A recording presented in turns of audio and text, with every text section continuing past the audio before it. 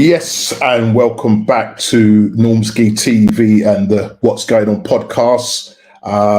Like to welcome everybody to the live stream, doing another What's Going On podcast, all things football.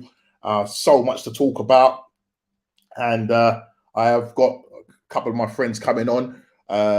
Chili will be in later with us, and also Kofi's running a little bit late, but I have got Mr. Reliable, Mr. Big D is in the house.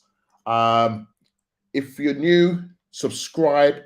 Please hit the like button, share. On the way to 300, and yeah, we're just here to just talk about football. Yes, Big Tom Geezer's in already, beating Mr. Craig to it. So PS5 coming your way in about 10 years' time. But yeah, big up Geezer for coming on and showing support. We are going to be talking all things football: Arsenal, Man United, Chelsea, Liverpool, you name it. When it's to do with the Premier League, we're on it. Okay, and at this time, I am going to bring in Mr. Big D. Welcome to the stream, Mr. Big D. Man. How's things going? Man? Yeah, good. Not bad, mate. Not bad. Yeah, mate. Yeah, man. And like I say, I like to always ask you, how was your weekend? How's things rolling? Yeah, man, things are all right, man. Bit busy, sorting some stuff out with the family, but and work is work. Work's always busy, so. But yeah, just juggling back in tonight. But yeah, man, just do what we got to do, man. Yeah. We're doing what we got to do at the moment. Yeah. I mean, we are going to be talking your club.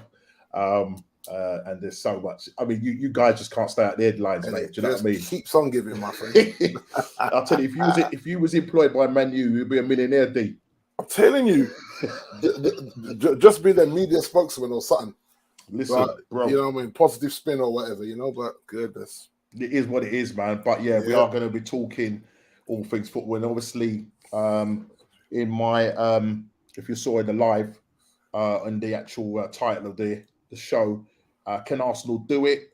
And who's the mole in the Man U camp? Yeah, and we're going to be talking the Premier League, Champions League. We're going to be looking at some ref watch, some dodgy decisions over the weekend. We will be discussing that. As I said, Kofi and Chili are running a little bit late. Chili's probably doing a little bit of overtime. I'll just speak to him. So he's on his way home. Big up Latoya. Now, Latoya. Good evening, Latoya. Obviously, Latoya, and I think I mentioned it to you, Big D. Latoya was gunning for you last week. I didn't hear her, so I spoke to her today. So, Latoya, if you want to put anything in the chat to Mr. Big D, you're free to do that, girl. You're free to do that. But whilst you're thinking about that, Latoya, we are going to just look at what we're going to be talking about this evening, and we are going to be looking at, as I said, the referee decision and looking at the Champions League and the Premier League this weekend. So much has happened over the last weekend, and mate, even the game last night, the Champions League game, we're going to talk about that as well. That was just absolutely fantastic. And then I've got here, is Jesse Lingard the real mole? Yeah, that's one of the subject matters. Rudiger leaving Chelsea. Will this weaken them for the next season? And can Arsenal go on another mini run and secure top four? And so much more to talk about. I'm sure, Liverpool will feature in this as well. I'm sure Jay will make herself known, presence known by maybe putting some stuff in the chat, and maybe Big D calling out yet again. So if you want to call her out yet again, I don't know how many times you've done it. So here's your opportunity, Big D. Put the call out to her. First lady of Normski TV, you need to step to the plate. The season is in its tail end, and we need to hear some input from you, man. Let's go, Jim. That's what I say. Well, let's go. Let's go. So we are going to be discussing everything football. But yeah, let's crack on. Because we know tonight there's another Champions League game on, which is Liverpool at home to Villarreal. Our second semi-finals, and but first of all, before we actually talk about the Champions League, let's talk about the games that went on last week. So Leicester and Everton, they were away to Everton. That game ended up as a 1-1 draw. Now, boy, I think we might as well touch on Everton with regards to them being in the bottom first time since I don't even know the actual date, but listen. Yeah, so this was last Wednesday, wasn't it? Yeah, last Wednesday. Yeah. Yes. So Everton won, Leicester won, and I think Richarlison got the goal in the 90. Second minute. I think it was injury. Yeah, it was 92nd minute. I think it was injury time. Yeah. So you're thinking at that point, you know, maybe Everton are doing one of those escape, you know, but we don't know at the moment. They're sitting in the bottom three as we speak. Yeah. As I said, Leicester's pretty much secured their Premier League status, and also they're also in the Conference League as well. Yeah. Again, that doesn't really interest me, so I don't really talk too much about the Conference League. But we crack on with Newcastle 1, Crystal Palace 0. Again, Newcastle going on another unbeaten run at home. They're doing really well at home. They beat Crystal Palace 1-0. Miguel Almiron with the goal, an assist by Bruno Guimaraes, who's somebody that we looked at in the summer. He's looking good now. He's looking really He's looking decent, isn't he? Yeah, I mean, he scored twice in the game that preceded this game. So, yeah, we properly missed out on Bruno Guimaraes, but he looks like he's doing the business for Newcastle. That game, as I said, that ended up as a 1-0 win to Newcastle. Crystal Palace, under Patrick Vieira's tenure, they're doing okay. It's been a decent season for them, for sure. They've had a decent season. You've got to be proud of Patrick Vieira. I mean, as opposed to him, I've heard a lot, about him maybe possibly taking over. I mean, when he took over Crystal Palace, he literally had hardly a team. Yeah, so, you bought 10 players in, right? Yeah. So, and that's a lot That's a lot, and to bring in and settle them down and all that. At the beginning, I was a little bit because he was drawing a lot of games. He lost a few games at the start of his tenure, and I was thinking, oh no, this ain't going to look too good for him. This could turn out like another Frank de Boer. You know what I mean? He only lasted, I think, 70 days. But listen, he's done well with Crystal Palace. The players look up to him. He's a legend for Arsenal, and they beat us 3-0 when we last played them. So I want to kind of quickly forget about that. And they are a streaky team as well, Norman. Yeah. But to be fair, when you bring in that many players in the transfer window, you kind of have to expect that some games are going to be haywire, others they're just going to click.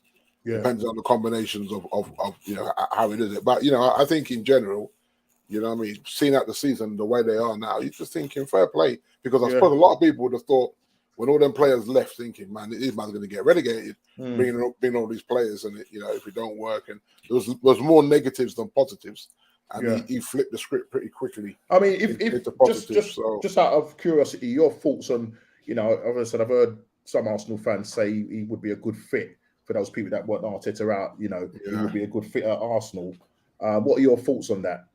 Well, the thing is, right, is that going to Palace and really feeling out the Premier League, then it kind of makes sense that even if he's thinking that in 2 seasons' time, do I fancy the Arsenal job? Do I go back home, as it were, and become the boss? But I think doing a good job at Palace can only help him with his Arsenal claims if that is the case, that he fancies it in the next couple of seasons. I mean, right now, for him, I think he would better to stay at Palace and work with Palace rather than jumping into that top 4 fight. I would say probably another 2 years at Crystal Palace. I do really think he can make some real headway. He's done really well with all the players that he's got there. They're a pretty young side as well.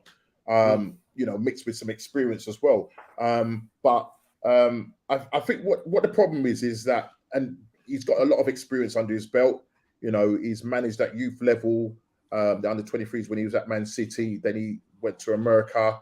Then he went to France, and now obviously Crystal Palace. So he's got a lot of experience in terms of managerial experience. His tenure, especially in Nice, wasn't brilliant. No. Yeah, I think he spent possibly, I think it was 2 seasons possibly at Nice.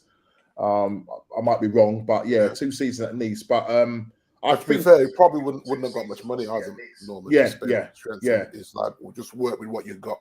Yeah, basically, you know what I mean? They're signing here and there. So and the other thing is as well is just the way our fan base is, because Arteta is such a just bringing in Chile here. Yes, Chile. Welcome to the Chile, you soft show, lad, mate. How you doing, son? Yeah, good. Yeah, mate. Right, mate. Welcome, man. Well, let me just we're just talking about Vieira, Patrick Vieira. You know, in terms of how he's doing at Crystal Palace, and the fact that if you know, I'll say just put it to Dean. I might as well put it to you. But before I do, how are you doing? Yeah, I'm good, man. You're good. You got me rushing around, man. You haven't had your dinner yet, yeah? No dinner yet? I had nothing. I literally come in and I'm here. No, mate. Listen, thanks for your dedication. Yeah, thanks for your dedication, man. Respect you. Yeah, welcome, Root Calls. How you doing, bro?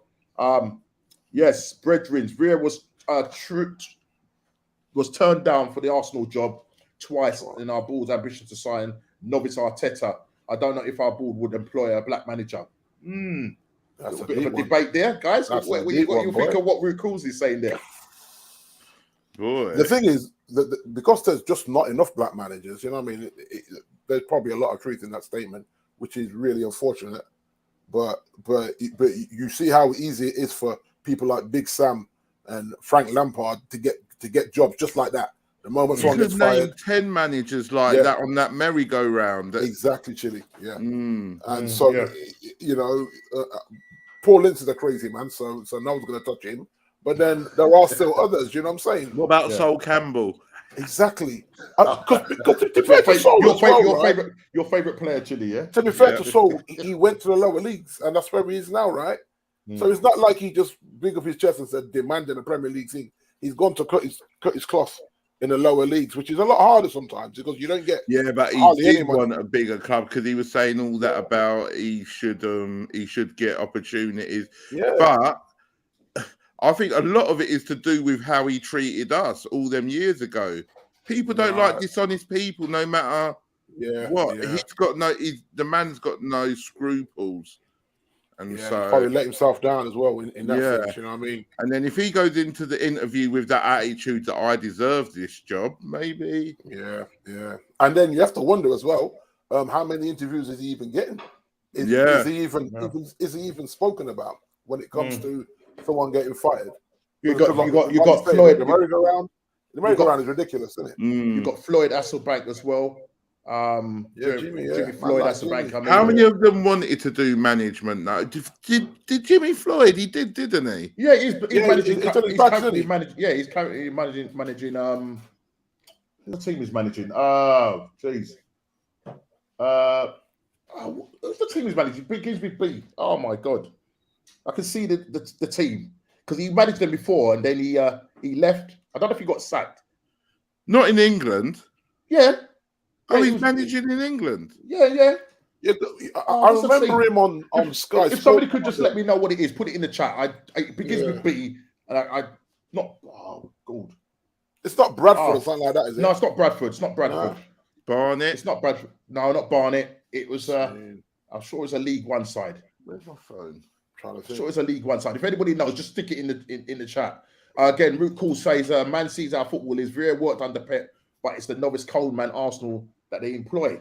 And the problem is Vieira's got a lot more experience than this Burton Albion. Burton Albion. That's Burton Albion. Okay, yeah, Burton Albion. Oh, League One, but again, it's them low league. Yeah. It's a low league, but then the thing is, and I hear what you're saying because I think with any new manager coming in, regardless of creed, color, whatever, they need to start.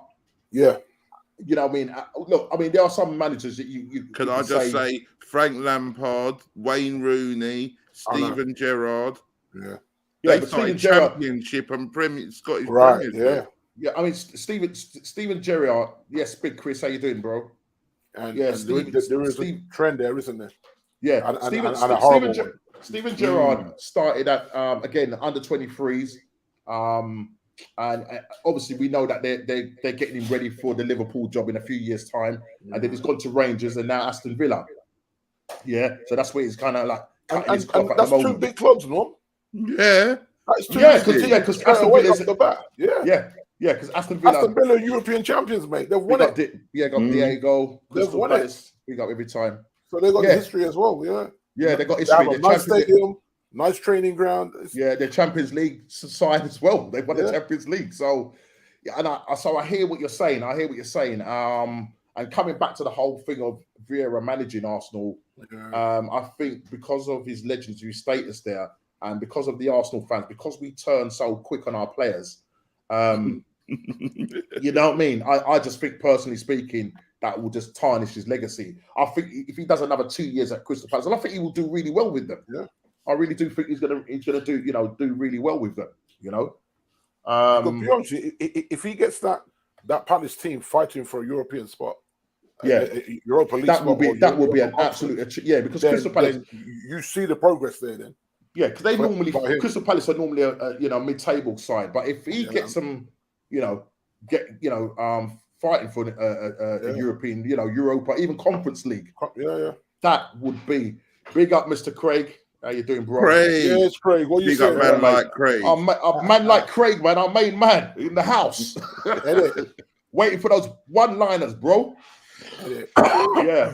Diego says with Pat, his players are listening to him. The players are improving their individual performances, and the players want to play for him. And listen, the guy's a legend, mate. Do you know what I mean? The guy, he played for a crappy little club, but you got to big him up the same way. Well, you don't like Crystal Palace, I take it. He didn't play for Palace. Diego's having a go. Diego, Mr. Chili Tottenham is having a go at your club, man. Palace is my second club. I ain't got nothing but love for Palace. You can't be talking about Arsenal, mate. Yeah, so just behave yourself, bro. Remember them big tussles there back in the day, D, with Man United and Roy Keane and. Do you think Arsenal were going to go for him?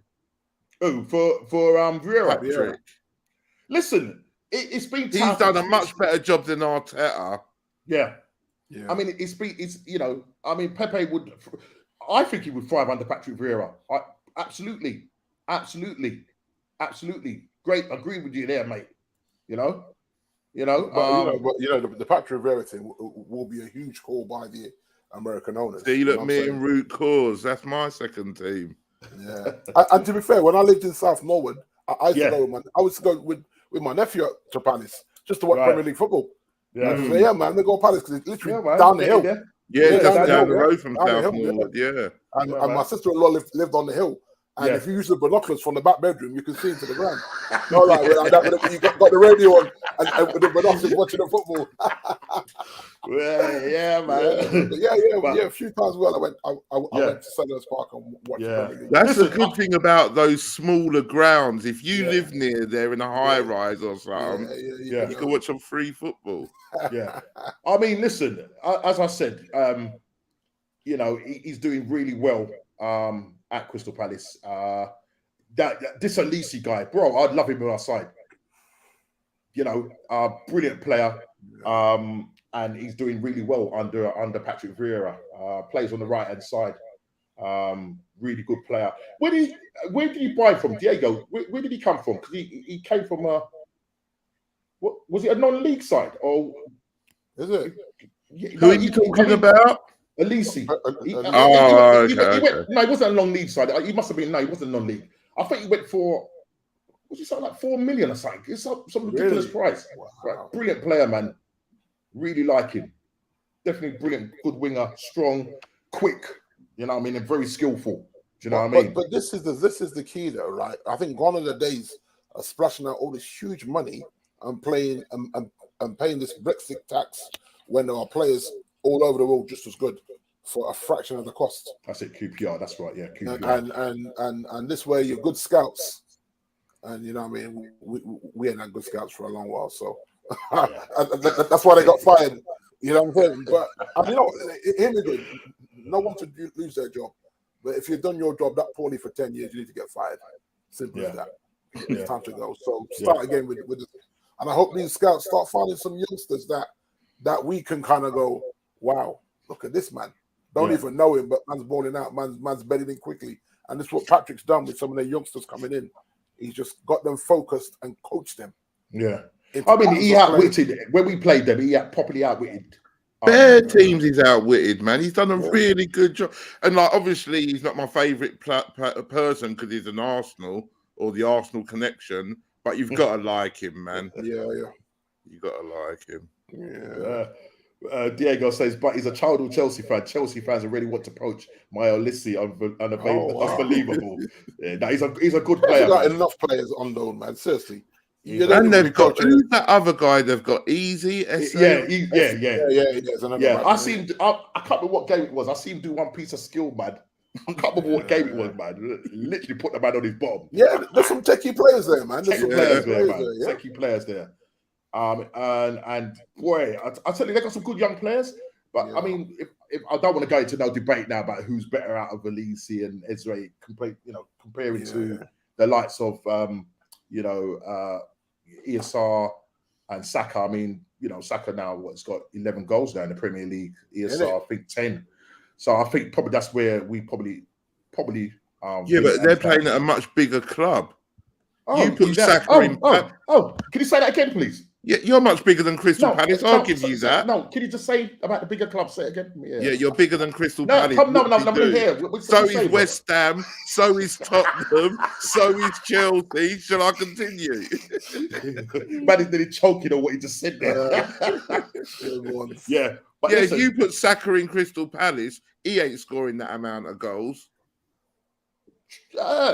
Interesting. Put it in the chat with your feet. If Saka was to play under the tenure of Vieira, would he score those amount of goals? Under the tenure of Vieira, he's got to play at Palace with them players rather than the Arsenal. Not that Arsenal players are that much cop anyway, but it's a much bigger club, isn't it?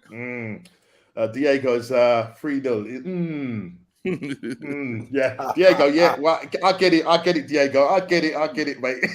They whoop you 3-0. I think they. Yeah. Let's move on swiftly. Hang on, didn't they whoop us 3-0 as well? Yeah. They whooped 2-3-0 as well. They done us both over, mate. They done. But listen, this leads us nicely onto our game. Now that game, we was going away to Chelsea. Yeah. Now listen, mate. Great. The thing about this game, I remember Chile was sort of watching and thinking, my man Nketiah with the phone gets 2 goals. I'm like, 4, Arsenal 4, Chelsea 2. Did not expect that, guys. Let me just give you this real quick, Norms. Huh? That's a great win, Norm. That was unexpected, but a very good win. Away from home. Yeah. Solid. Listen, the team that we're meant to beat, the likes of Brighton, no disrespect to Crystal Palace, Southampton, we go and lose to them, and then we go and do this to Chelsea. Now, but granted, they didn't have. Don't forget they did not have their best defender. You have to bring that into. And we will come. We will definitely come on to that. And then hopefully coming to us and all that. But well, no, actually, you're saying hopefully he's coming to. I'm hearing that Rudiger. He's going Tottenham. He's signed for Real Madrid. Has he? Yeah. Oh yeah, because he can talk now. He can talk. Yeah, he's a free agent. See, and somebody said it was. I was reading the other day that it's pretty much a done deal. Is it? You know what I mean? And yes, they didn't have Rudiger. The defense in both those both teams were terrible, absolutely terrible. The defending was absolutely atrocious, mate. But listen, at the end of the day, we took our chances, and we come out 4-2 win, 4-2 winners in that game, which really does help us in terms of our Champions League. Yeah, Rudiger's going to Real Madrid. Yeah, he's going to Real Madrid. So, Real Madrid's smart, You see what they're doing, getting players on the free and then getting them at decent wage and good players as well. They're sort of slightly rebuilding right under our noses. You know what I mean? And, How old is he, D? Oh, Rudiger, he's wow. Rudiger's about 29, isn't he? Yeah, that's what I'm thinking. Yeah, I didn't think he was that old. I thought he was mid-20s, 26, 27. No. Rudiger's about 28, I'm 29. on his profile now. Let me see. Where is he? I'm sure he's about 28, 29. I might be wrong. Yeah, so But, carry on. Yeah, so here, I mean, he's so obviously he won't leave until the end of the season, but that's where he's looking likely to go. To Real Madrid. Do you agree with that, Norman? Him coming out before the end of the season and saying, "Come the end, I'm bouncing." Well, listen, I mean, at the end of the day, you can start as it. There's nothing wrong with him because all free agents can start talking to clubs. Yeah, I think it's been pretty. Are you saying is it ethical? Is that what you're asking? It just leaves a funny taste in my mouth. He's saying, because it just seems like his mind is elsewhere. And I mean, I don't know the reason why. If he had a bad performance now, they're going to be saying, "Oh, it's because he doesn't want to get injured. It's because he needs to put himself in a shop window." Yeah, but be honest, that's exactly what Pogba's doing right now. Yeah. I mean, it's just like, listen, man. Thanks, guys. Apparently, he even took himself off the players' WhatsApp group run by Harry. Right, I don't hear from Harry. I'm good. What, Harry Maguire? Yeah, so I'd have left that group too. Exactly. Yeah, they got a players thing, obviously, a players WhatsApp group which is governed by him. And apparently, he told them, "Man, listen, man, I'm good. I'm gonna come off the WhatsApp group and I'll see you in the physio room." Yeah, man, he's done for the season. It's over. He's gone. Yeah. But no, I mean, 100 million walking out the door, 89 million, whatever it is. You don't look at a penny. Yeah. I mean, that's just madness to me. Why not sell him last year for 10 or 20? Get something. And to be fair, he did ask to leave, as in so they could sell him for some money. He actually asked to leave, and they blocked it. The owners said no. So you're like, they said, "Oh, we put a good contract on the table." Yeah, but if you don't sign it, it don't mean nothing, does it? You know what I'm saying? And that contract has been on over a year. It's been on the table. Yeah. And they're not improved. What is it that he wants? No, well, I think now he realizes that he's 29. At 29, are you going to stick around for another rebuild at Old Trafford? It makes no sense if you want to win things. Now, if you stay and sign a $450 a week contract, you're staying for the money. Because we may get a good cup run. We're not winning the league or the Champions League in the next 2 seasons, that's for sure. So, like I say, if he's got any ambition, then he moves on the free transfer, which is madness. And question for you, D. Why did no? You see this, right? Craig? That is a terrible penalty, man. But this is the thing, right? Few games back, we got a penalty. Ronaldo went to take the penalty. Bruno's up in his face arguing. And so Ronaldo walks away. You've seen him do it loads of times with the free kicks as well. So he never, the moment Bruno grabs the ball and gain the attitude, because he got the captain's armband, because remember Harry got drops, he's just like, you know what, that's what he wants. I've scored one. He wants this because that's the kind of thing Bruno is. But shouldn't this been sorted out before they even put a foot on the pitch, though? Yeah, but apparently he is. But he's not on form, Chile. So for me, you just naturally give the ball to the form striker in a game that big. Yeah. Because it changes everything. We score that penalty. Norman knows that changes that game. Yeah, listen, I ain't going to lie, man. You score that 2-2, Man United will probably go on and win that because, listen, granted, in that game, we win that game 3-1. But that game, both sides, again, defensively, absolutely. And Norm, in that situation, you do what Alan Shearer. You put your boot through that ball. You don't do unless you're Benzema. Hop, skip, and jump foolishness. I'll tell you, man, I don't know how to. When I saw him doing that silly little running on the spot before, I just said, I knew it. You know when you know a man's gonna miss. Once I saw the foolishness that he was doing at the beginning, I said, "You're gonna miss this." You watch. Yeah, I said it as well. I called it. And the fact that people called it. That was a Fred Flintstone. penalty, mate. Yeah, remember It was, like that, yeah. my son made a TikTok about it, man. I was kidding myself. Did it? Oh man. But yeah, listen, I mean, that game was mad. But yeah, it's crazy. Give it to Ronaldo. But I was glad. I don't care. You know what I mean? Yeah, I didn't care. But it's in a lot of things. If someone's on form, you go with the form. In any situation. It doesn't matter if I'm the regular guy. You know what? This guy scored a hat-trick the other week. He's got us back in the game with this goal. He's on form. Give him the penalty. But the arrogance and the pride in him, I'm the captain. I'm the captain now. I'm taking it. So, and you saw the way he grabbed the ball, and there's no point in Ronaldo going to and saying, listen, brother, are you sure about this? Because then there's an argument and you don't look good in a big game like that. That's a top 4 trophy we're playing for there right now. And my man just pulled the Fred Flintstone on us. What's with just talking about your side now that we've kind of got onto that with Slabhead on the bench, what your thoughts on all of that? Would you happy to see that? I think you have to think about the firing line because it's your captain and he's just having a nightmare, really. He really is. And in a big game like Arsenal, this man does a bad pass. The man falls over the ball. The man kicks his own player.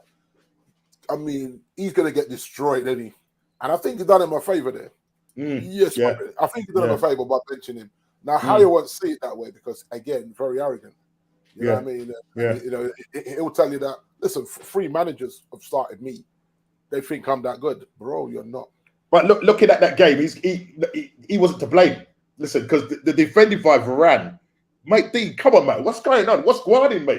For the first goal, bro. If you look at Varane, right, and I said this when we were buying him, Real Madrid do not get rid of good defenders. They just don't do it. There was no. I don't think they even haggled on the price. No, like, listen, this is the price for him. Yeah, you can have him. Same as Ramos, because they were both injury prone. And I look at it and I say, Varane is good when he's got a top defender to guide him. Harry's not a top defender. So literally, it's like Harry made Varane as awful as him. So now they're both shocking because he needs a good defender alongside him. Harry's not a good defender. So this whole, we're getting Champions League Varane. He was Champions League the Varane in that Madrid team. And Madrid said, there you go, son. And he came for the money, because if he wanted to win stuff, he wouldn't have come to us. Because you can see we were clearly in disarray and clearly needed a rebuild. But Man United again, here you go, mate. It's 400 a week, man. Thank you very much. Yeah. And he came. So, and so he didn't. And look how many games he's missed for us, Norm. I think he's missed more than he's played this season. Right. Shocking. He's as bad as Cavani. You know what I mean? Cavani on $1 million a month. And I'll go on to that a bit later. I'll wait. You got to talk about it now. Just get it right. Just quickly. Hold on. This is a mad one because this one vexed my spirit. I'm thinking, what are we doing? Okay. So these are players that need to go, right? That they're saying if we get rid of these players, Cavani on $1 million a month, Mata on 640k a month, Matic on 480k a month, Henderson on 400 grand a month, Eric Ballet on 320 grand a month, Lingard on 300 grand a month, and Phil Jones on 300 grand a month. That is 3.85 million in wages on deadwood players. Ten Hag got to ship them out. These mans have to go. I mean, Lingard as well. What's Lingard on? 300 and something. That's not that much. 300 Lingard is grand a month. what? He's 300 grand a month, and he don't play. Hold on. If you divide that by 4, that's hold on. Jesse Lingard is on 300 now. Wait, a month, Norman, not a week, a month. 300 grand a month in salary. That's 75 grand a week, right? Right. I was going to say. Yeah. And, but Cavani, I'll play when I want, is on $1 million a month. Right. on a free transfer, $1 million a month. That's $250 a week. He is stealing a living from us, man. And he don't want to play. He's like, I'll let you know when I'm fit. Yeah. And they said, okay. What is his contract done in the summer? Yeah, he's done. He's done in the summer, yeah. But yet again, another player that has to leave, and they begged him to stay. So this is what you get when you beg players to stay that don't want to be there. But who was that, Ollie? Or Ollie, yeah. Ollie begged him to stay here. Do you know? And Ten Hag's just got to come in and let them know straight up. You're not good enough. You're not required. Go and look for a club. Yeah. And just like Harry's got to be the first one that he says that to. I know he's your captain, but Harry, Wan-Bissaka, I'm happy to see all them mans out the door. But then, who takes them on these big salaries, man? How is Mata on 640k a month? I think he's played like probably about an hour for us all season. in total substitute minutes, probably about 1 hour of football. Do you know how many years I would have to work to earn 600? Look, while we're on this whole Manu thing, one of the things I was talking about in our topic was the mole in the camp, and Paul Scholes came after the game. I think it was after. It might have been before the game. I can't remember. But basically, Paul Scholes came out and said that he was having a little chat with Lingard, and he says pretty much that the dressing room is a disaster.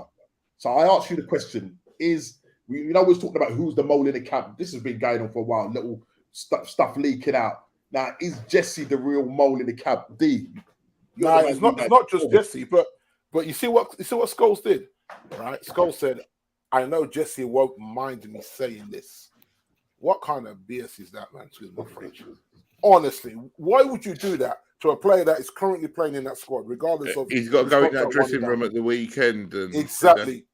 And I just thought, wow. I mean, there's bare man leaking. It ain't just Jesse. And most of the leaks coming from the agents through the players. The players are saying... I'm going to say probably the agents or Ollie. Or Ollie now. Yeah.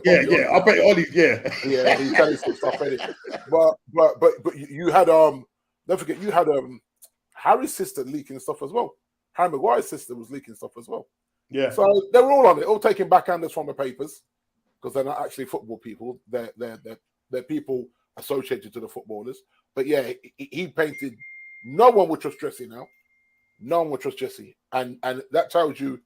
And Paul Scholes is a snitch. This is why I don't like Gary Neville. He's a snitch. I don't want snitches around my club, man. If the man's telling you something, he's just telling you because he trusts you. He's not expecting you to go on Sky Sports and say. And he probably sees Scholes as part of the team still, or not the team, part of the club still. Yeah. And so he can say what he wants to say to him. And I guarantee it was a casual conversation, but my man chose to go onto the punditry and talk about it. It's mad disrespectful to Jesse. I think his agents myself. Yeah. But the fact that he's gone and said that, do you know what I mean? And as Diego said here, he says it was being leaking stories out from Man United dressing room. Tegard needs to put a stop to this, surely. Do you think someone will be mad to do that, D? I mean, will he be able to control this out of control? He's a proper manager. He's going to go in there. He ain't taking none of that rubbish. And you know what? And this is what I like about Ralph, right? Because Ralph goes to the press conference and he's not holding back. And that's why they don't like him because they're like he went after the Glazers the other day, didn't he? Yeah, he did. Yeah, he don't care. Run this thing properly or sell it. Because you know who you need to get, D. You need to get Colleen Rooney.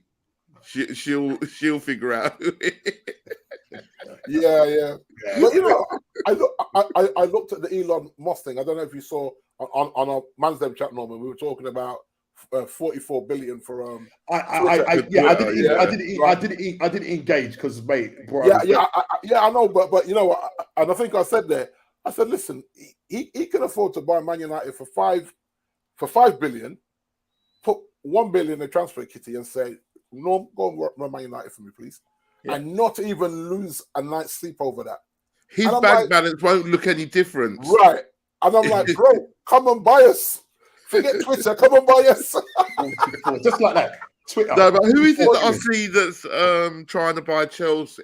Lewis Hamilton and ex-Arsenal. Yeah, Serena Williams. Serena Williams. Consortium, aren't they? A consortium. They're part of that. Apparently, the Chelsea fans, because of what Norman just said, they're not interested in him. Well, that's why I called him ex-Arsenal. How can you try and buy another London club if you support that? Listen, they're business people, yeah. Exactly, you know what I mean? They've got lots of money to throw around. They're not busy. They're all about stature. He just wants to see. Well, maybe that just a fact, just to probably say, listen, I own a football club or part of a football club. That's what it's all about, isn't it? At the end of the day, you know. Yeah, but then what's going to happen to Chelsea if these consortiums get them? Because they're used to Roman saying, right, there's the money, go and buy him, buy him. When it's a consortium, you've got to get 10, 15, 20 people to agree. To agree. Yeah.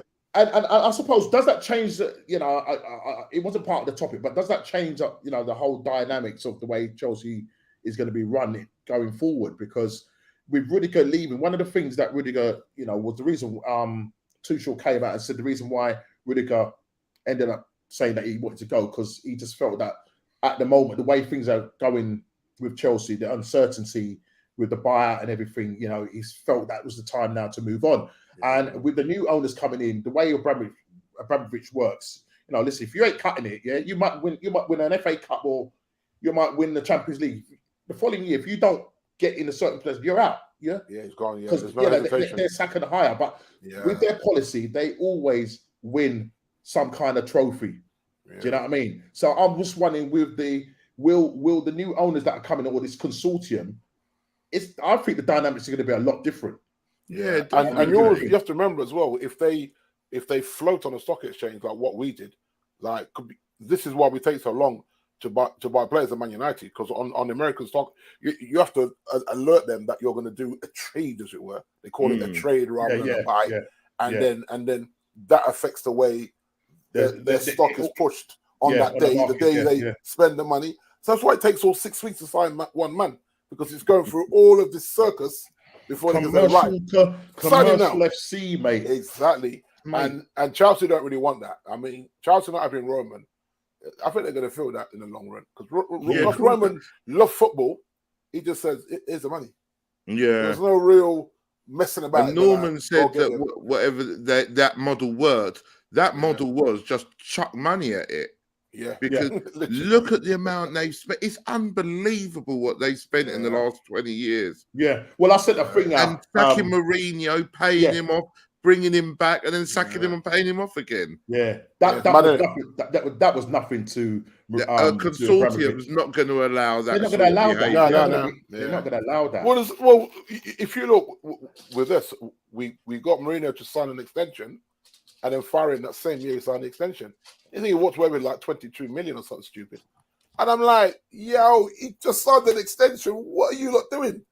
And he didn't even look upset. There was a thing where they jumped on him outside his house. He was taking some stuff, you know, like some stuff he had in the office at Old Trafford, out of his car. And they're walking down the street at his yard. And he's happily talking to them and laughing and then bantering him, and he's bantering them back. And he didn't look sad. I said, that is a 22 million pound walk, that is. It's like, listen, I'm nice, you know. 22 million. You know what I mean? And then it was like not even a week later, he's on punditry. You know what I mean? Imagine though you went into work tomorrow and they said, we don't think you're doing your job properly. Yeah. We're going to give you 22 million to leave. I'll go. Exactly. And mate, that's the reality, Chili. That's the reality. He didn't even look upset about it. He wanted to get fired. But when he was at Chelsea, was it at Chelsea? Yeah. Where did he go after Chelsea the first time? Mourinho. Yeah. He went to I think it was Inter Milan, wasn't it? Was it Inter Milan, then Tottenham? Yeah. Like he went back to Chelsea. No. Went back to Chelsea. Yeah, went back to Chelsea. Oh, when he got sacked the first time. Yeah, the first time. Oh, sorry, yeah. Yeah, but then so when he got sacked the first time, did he go and manage Inter Milan? That's what I'm saying. Wherever it was, he was under pressure, and they said, like, what do you think about the pressure or whatever? And he said, if they sack me, I'll become a rich man. So yeah. He just set his kids up, hasn't he? He just set his children up. He's smart. Do you think just in the chat here? Do you think Martial, if he comes back, do you think that Ten Hag could get the best out of him? Would you like to see him come back, D, and give him another chance? Not really. And the reason why I say that, because he said on multiple occasions he does not want to be here. Right. So you force him back. He's a moody guy anyway. He's a moody Frenchman anyway. He's had the issues with his girlfriend and all that. He don't want to be here. You bring him back, regardless of the new manager. I just think, we whipping a dead horse here? He's still under contract, by the way, and this lot ain't going to sign him, so he hasn't played well enough for them. So he's coming back in the summer, regardless, unless something is worked out in the summer. They're talking about and again, from sentiments, will the United board allow the big expense like Flappy Maguire to go? The thing is, it's the money again, Norman. He's on big money again. He's that big poor. money. He's been so for I'm telling you now, million. Leicester don't take him back. I'll tell you that now. Yeah. So if Leicester don't want him, I think a lot of clubs don't take him back. Who's going to pay him? That is the problem. You might have to end up subsidising until his contract runs out. Just for argument's sake, he went to a West Ham or a Crystal Palace or something like that, and we got to pay half his wages. I'll just be mad. I'll be mad that we're still attached. He's still attached to us because we're paying half his money. Yeah, and this is how poorly the club is run. That one, you overpay for him after a couple of good games, because literally it was a couple of good games for England and a couple of good games for Leicester. He had that one good season, and that's what you spent all that money off of the back of. Yeah, and the reason why we spent that money, because there was rumours that Man City wanted him. Yet again, Man City tapped us up and we fell for it. You know what? It's like a Jedi mind trick. Yeah, literally. Oh, listen. So yeah, we're looking at Harry Maguire. You done all right with Ronaldo, though. Yeah, yes, we have, and he has been the saviour when it comes to. No, he went to Real Madrid. Yes, that's right. Oh, that's right. He fell out big time, didn't he? Remember, because remember, he had all the big. Remember him and Pep. He's managed some clubs, didn't he, Mourinho? Yeah. Oh, no, but he's running out of clubs, though. Chile. He's a successful manager. Yeah, do you not think he's running out big clubs to manage now? Yeah. I said, where's he going to go after us? Is that he'll go Arsenal. Listen. He'll go to Arsenal. You know what? That's just ruined my punchline. I forget it. You know what? Chile just got in there before me, so forget it.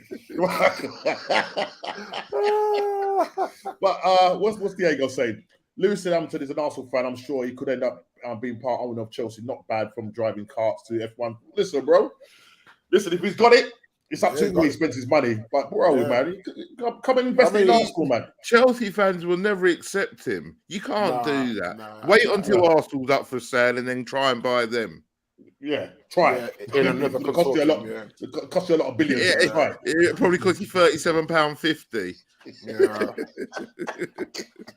Right. Listen. Plus the tax, Julie. Plus the tax.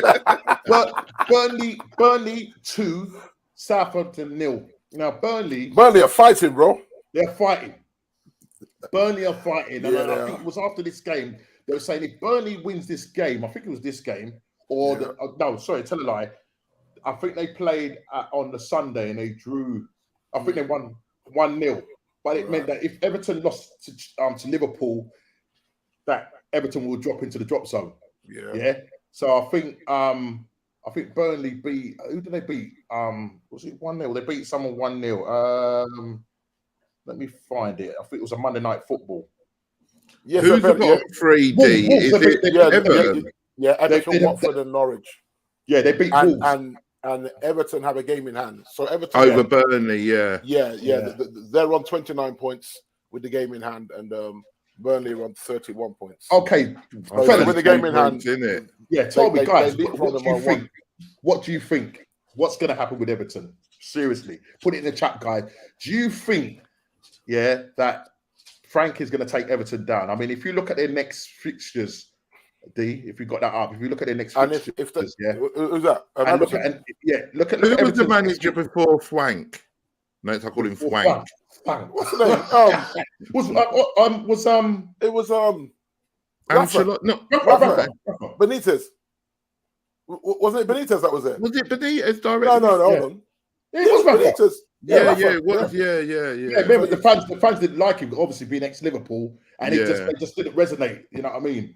And he didn't do too well with them. And then Frank Cake took over. He didn't really have a good debut at the first couple of games. I think he lost.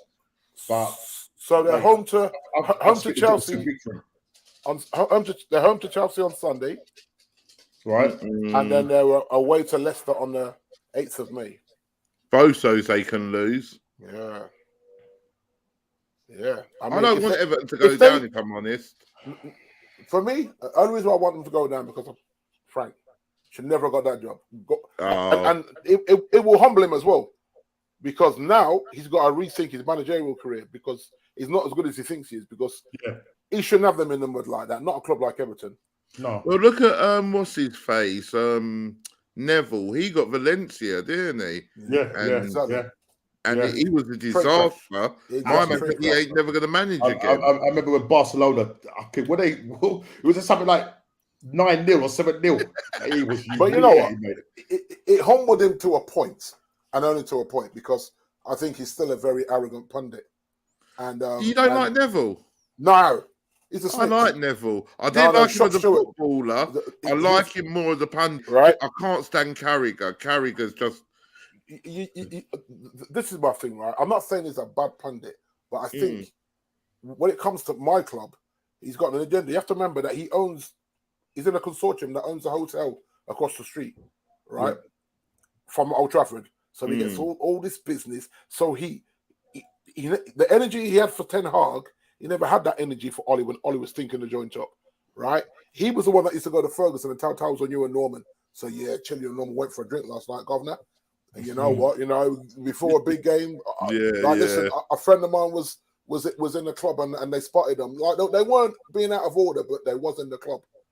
And then you go back, you keep telling, and so there's a point where the players didn't trust him. You know what I mean? And there was a thing where they're on the punditry what's his name? Roy Keane was talking about rotating players, and Roy said, "Like a player like me, don't get rotated. I'm Roy Keane.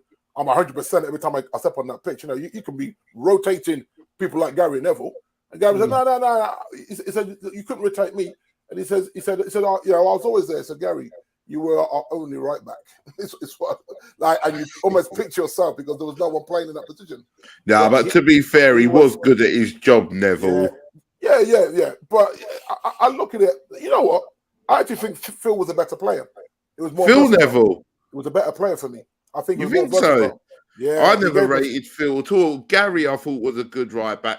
Keane was a good footballer. Both them players were dirty, mate. I'll tell you, they were both dirty. Mate. They were dirty, but the way they done Reyes, man, kicking all over the place, man. Come on, man. That's not football, man. That's rugby, mate. Yeah, but as good as a bully boy defender what they were, you still have to bring character into it.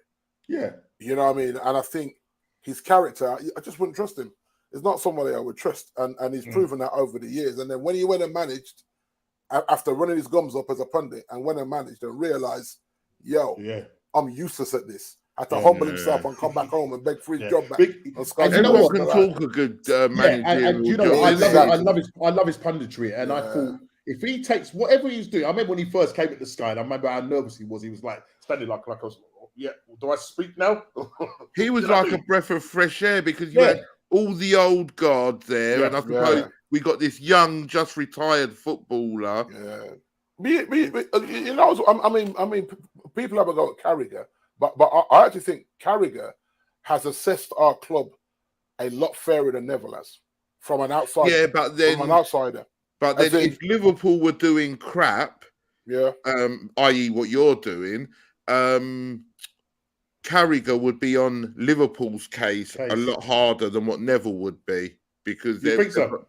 Because Neville loves Man United. You can't tell me that he's not Man United. But Carragher loves Liverpool. Just the way he talks about it, and he throws the 5 European Cups in our face all the time. You know what I'm saying? But I just think that Carragher and who was that twit yesterday? The guy that was fast. What was his name? McManaman. Yeah, I don't know the idiot. The two of them, him and Carragher, they're too excitable. Do you know what I mean? Just chill out and tell us what you got to say. You ain't got to be so excitable all the time and aggressive. What, a bit like you mean a bit like the calm Micah Richards? Yeah, but you know, Micah. Who don't love Micah, man? You got to love Micah. But you know, some people. There are some people. There's a particular guy that can't take him, but one of my mates. I'll tell you why I like Micah, because Micah, he don't give a damn. Roy Keane, whoever, if he's got a point, he's going to stand his ground. Yeah. Yeah, because he was on. I remember when he was a couple of weeks ago when he was defending himself, because I think he was talking about how bad. I think it was Man United. He was saying that, well, if you had this player in there, and they were saying, and I think it was him and Gary Neville were going at it. I think it was Gary Neville and him were going at it, and Gary Neville was just trying to patronise and telling him like, no, I ain't standing for that. Yeah, my opinion matters. You're not the only one that's got an opinion, and it's just like what I was saying. We're on this forum. We all got opinions. We don't have to agree with each other, but as long as we're there's a respect there. But even yesterday, he was on the panel for Champions League, and so the young lady that was I forget her name, that was the host presenter. She said, yesterday we had a panel of three. We had a panel of 3 Champions League winners. Today we have a panel of 2, and Micah. And she dissed him, and he said, "Whoa, hold on." He said, "But I've won 2 Premier Leagues." And one of us said, "Nah, it's not a Premier League show, mate. It's Champions League." And she goes, "I'm only missing with you." It was actually they definitely couldn't have been talking about Arsenal, so forget that, mate. But he was represented. You know what I'm saying? Yeah, but why did you think? Thierry won his with Barcelona. Yeah, that's right. Yeah. Arsenal ain't won nothing in Europe. Yeah, ever. We won the Cup Winners' Cup. What are you talking about? You won what? The Cup Winners' Cup, bro. Right, I said you haven't won anything in Europe. Not no Mickey Mouse side cup. What do you mean Mickey Mouse? The Cup Winners' Cup. That's what it is. It was nothing. Who else won it? You couldn't tell me anyone else. Who played in that? Don't worry about it, bro. Yeah, don't worry about it. You're a domestic team. I actually think that we've won that. South London domestic. I think Man United have won that as well. The Cup Winners' Cup. Yeah, but you've also won the Champions League. It's a European Cup, isn't it? It's a European Cup, isn't it? Yeah. Is it? I'm trying to remember. Is it the winner from the Champions League and the winner from the Europa League? Yeah. Is that like that? No, because they didn't win the other league. I don't know what they won. They won some Milk Cup or something. Oh, wow. No, it was Cup Winners' Cup. So how did you? It can't be for winning in Europe. It must have been. Norman talking about the Audi Cup, edit Norman. Come on, bro. No, I'm not talking about the Audi Cup. The Audi Cup is for it's Chili's Cup. Yeah, Chili's Cup. That's the Well, ours is the Emirates. Yeah, the Emirates Cup. Yeah, that's what ours is. Yeah, we'll be glad to win that one this season, boy. Trust me. But listen, Diego says that Leeds are still vulnerable. I mean, they're on 34 points currently. 2 points ahead of Burnley. As I said, Burnley are on a little bit of a form right now. But they could still get dragged into the relegation, as I call it, race or drop zone. Norm, if you look at it right, Burnley have the best goal difference out of them lot. At the bottom. I'm going to say only because it sounds mad, but they're only minus 16. Everton are minus 21. Yeah. Leeds are minus 30. Watford are minus 36. So goal difference comes into it. Burnley stay up. What are Everton? Sorry. Everton are minus 21, and Burnley are minus 16 in the goal difference. So goal difference could play a part. Somebody said. I think someone said earlier it could come down to goal difference. What, 5 goals? Yeah, 5 goals better. Yeah, and that's a lot coming into last game of the season. If you both need a win or both need a draw. Yeah. And then Leeds could get dragged in it because they're minus 30 in the goal difference. I mean, they ended up drawing 0-0. What's that again? What's Leeds' points and games played? Well, so they played 33 and 34 points. Yeah. Oh, so they've played a lot. Yeah, 33 and 34 points. And they just drew the other day with yesterday, I think it was. I mean, for Everton, not Crystal Palace, on Monday they drew 0-0. Yeah. And so if you look at that, Norm, this game in for Everton is huge. It really is. They can't afford to slip up. They need a win. It's worrying. It's absolutely a draw don't work for them, Norms. A draw don't work for them. For who? For Everton. If they draw, they've got to win. They've got to win every game. Yeah. A lot of pressure there for Frank. Yeah, that's it. And if he does it, people will tip their hat to him. You know what I mean? Lucky escape. But if he relegates them, Everton fans will lose. But exactly what you just said, that's just going to paper over, and they'll probably give him another season and say, look, he done this, that, and the other. Give him a full season. Root Calls says, this is to you, Chili. No matter what Spurs have won, Arsenal have won a lot more, especially recently. Yeah? Right? Yeah, but we've done it first. We've used our passports and won. And Craig's got this one for you. I don't know if you want to read that.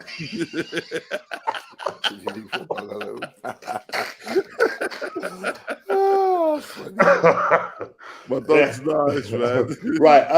Right. Quickly, Norwich City, they're pretty much gone, mate. I think. Yeah. When will they actually get relegated? It's got to be soon. Yeah, I mean, and the thing is, I suppose because they're only a point behind Watford, so they're probably dragging their heels to name them two as guaranteed relegation. But I mean, they're on minus 47 goal difference. Oh, they're done, mate. There's no recovery from that. Dean Smith, mate. Yeah, get sacked from Aston Villa and relegated in the same year. Relegated in the same year, bro. That's going to be looking good on your CV. But remember last week, I was asking that, weren't I? If anyone knows, if any manager ever done that. I don't know. If anybody knows, has anybody been fired in the same year, in the same league, where they've got fired and relegated a team? Let us know if there's a team that's done that in the last 20-odd years of the Premier League, or 30-odd years, should I say. So does this say that Villa was right to fire him? Maybe so. Yeah. Maybe so. Villa saw the writing on the wall and said, let's move now. Man's talking about doing it first and not maintaining the team. It doesn't matter. Once you've done it first, you've done it first. That's why you, man, still banging on about Invincibles, which I call the drawables. Turn on your camera and leave the dog alone, yeah? Right. No, I'm busy. Right. So, look. Newcastle, again, winning again, 3-0. Yeah. I think Bruno Guimaraes getting 2 goals in that game. Norwich are just pretty much gone. Then Man City obviously putting the pressure back on Liverpool, 5-1. Watford, I think Watford and Norwich going down, and it's probably going to be out of Leeds, Burnley, and Everton. Those are the 3 that are likely to get pulled in the race. Which one it's going to be, who knows? But as you said, D, the next big game for them is massive. You know what I mean? Yeah, a draw is not enough for them. For their game in hand, the draw is not enough for them. They really got to go out. Then we get a 4 drab draw with Leicester, Aston Villa 0-0, Brentford and Tottenham. Do you want to talk us through that quickly? Oh, well, okay, let's move on.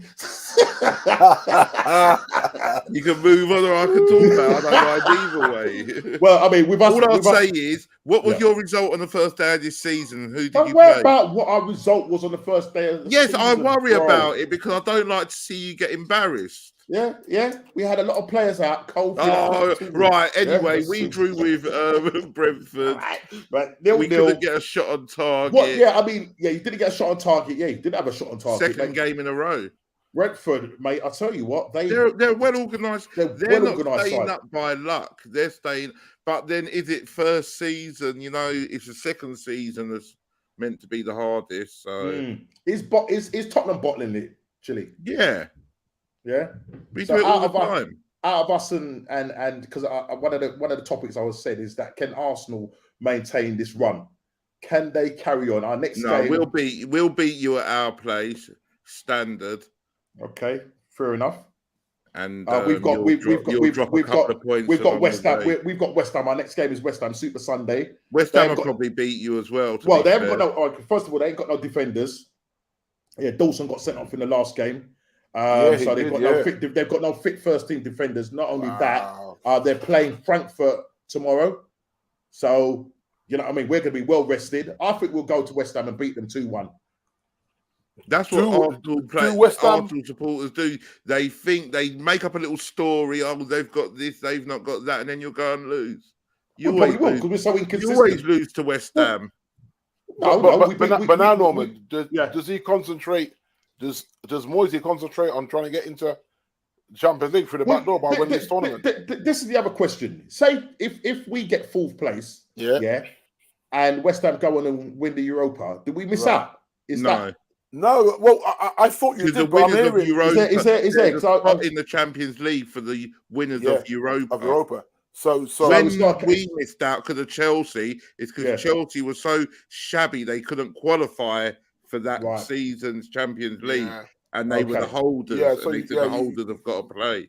Well, why not let them concentrate and try and win that? You know what I mean? Yeah, it actually makes sense from a West Ham point of view to try and win the Europa League.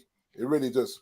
Yeah, of course it does. Where they are now, they're in the semis. Yeah, but and then hopefully Moyes will get money to strengthen that squad because they need another striker. Winning that anyway. They're the best team that's left. Yeah. Good question here. What needs to happen during the transfer window for Arsenal, Manchester United, and Spurs to make a serious ground on City, Liverpool, and Chelsea? I wouldn't put Chelsea. I would put Chelsea with Arsenal, Man U, and Tottenham. Right. Rather than with Liverpool and City. Liverpool and City. Yeah, Chelsea are not there with Liverpool and City. Yeah, I agree with Chile. Okay. So you're putting Chelsea in the same bracket as us. In the same mix, yeah. I mean, listen, at the beginning of the season when they were signing, when they signed Lukaku and Saul and somebody else, I can't remember who the other player was. I think them bringing in Lukaku, they thought that was it. We're going to go on and win the league. You know, after sort of coming off the back of winning the Champions League, they were pretty much buzzing to go for the next season and getting Lukaku.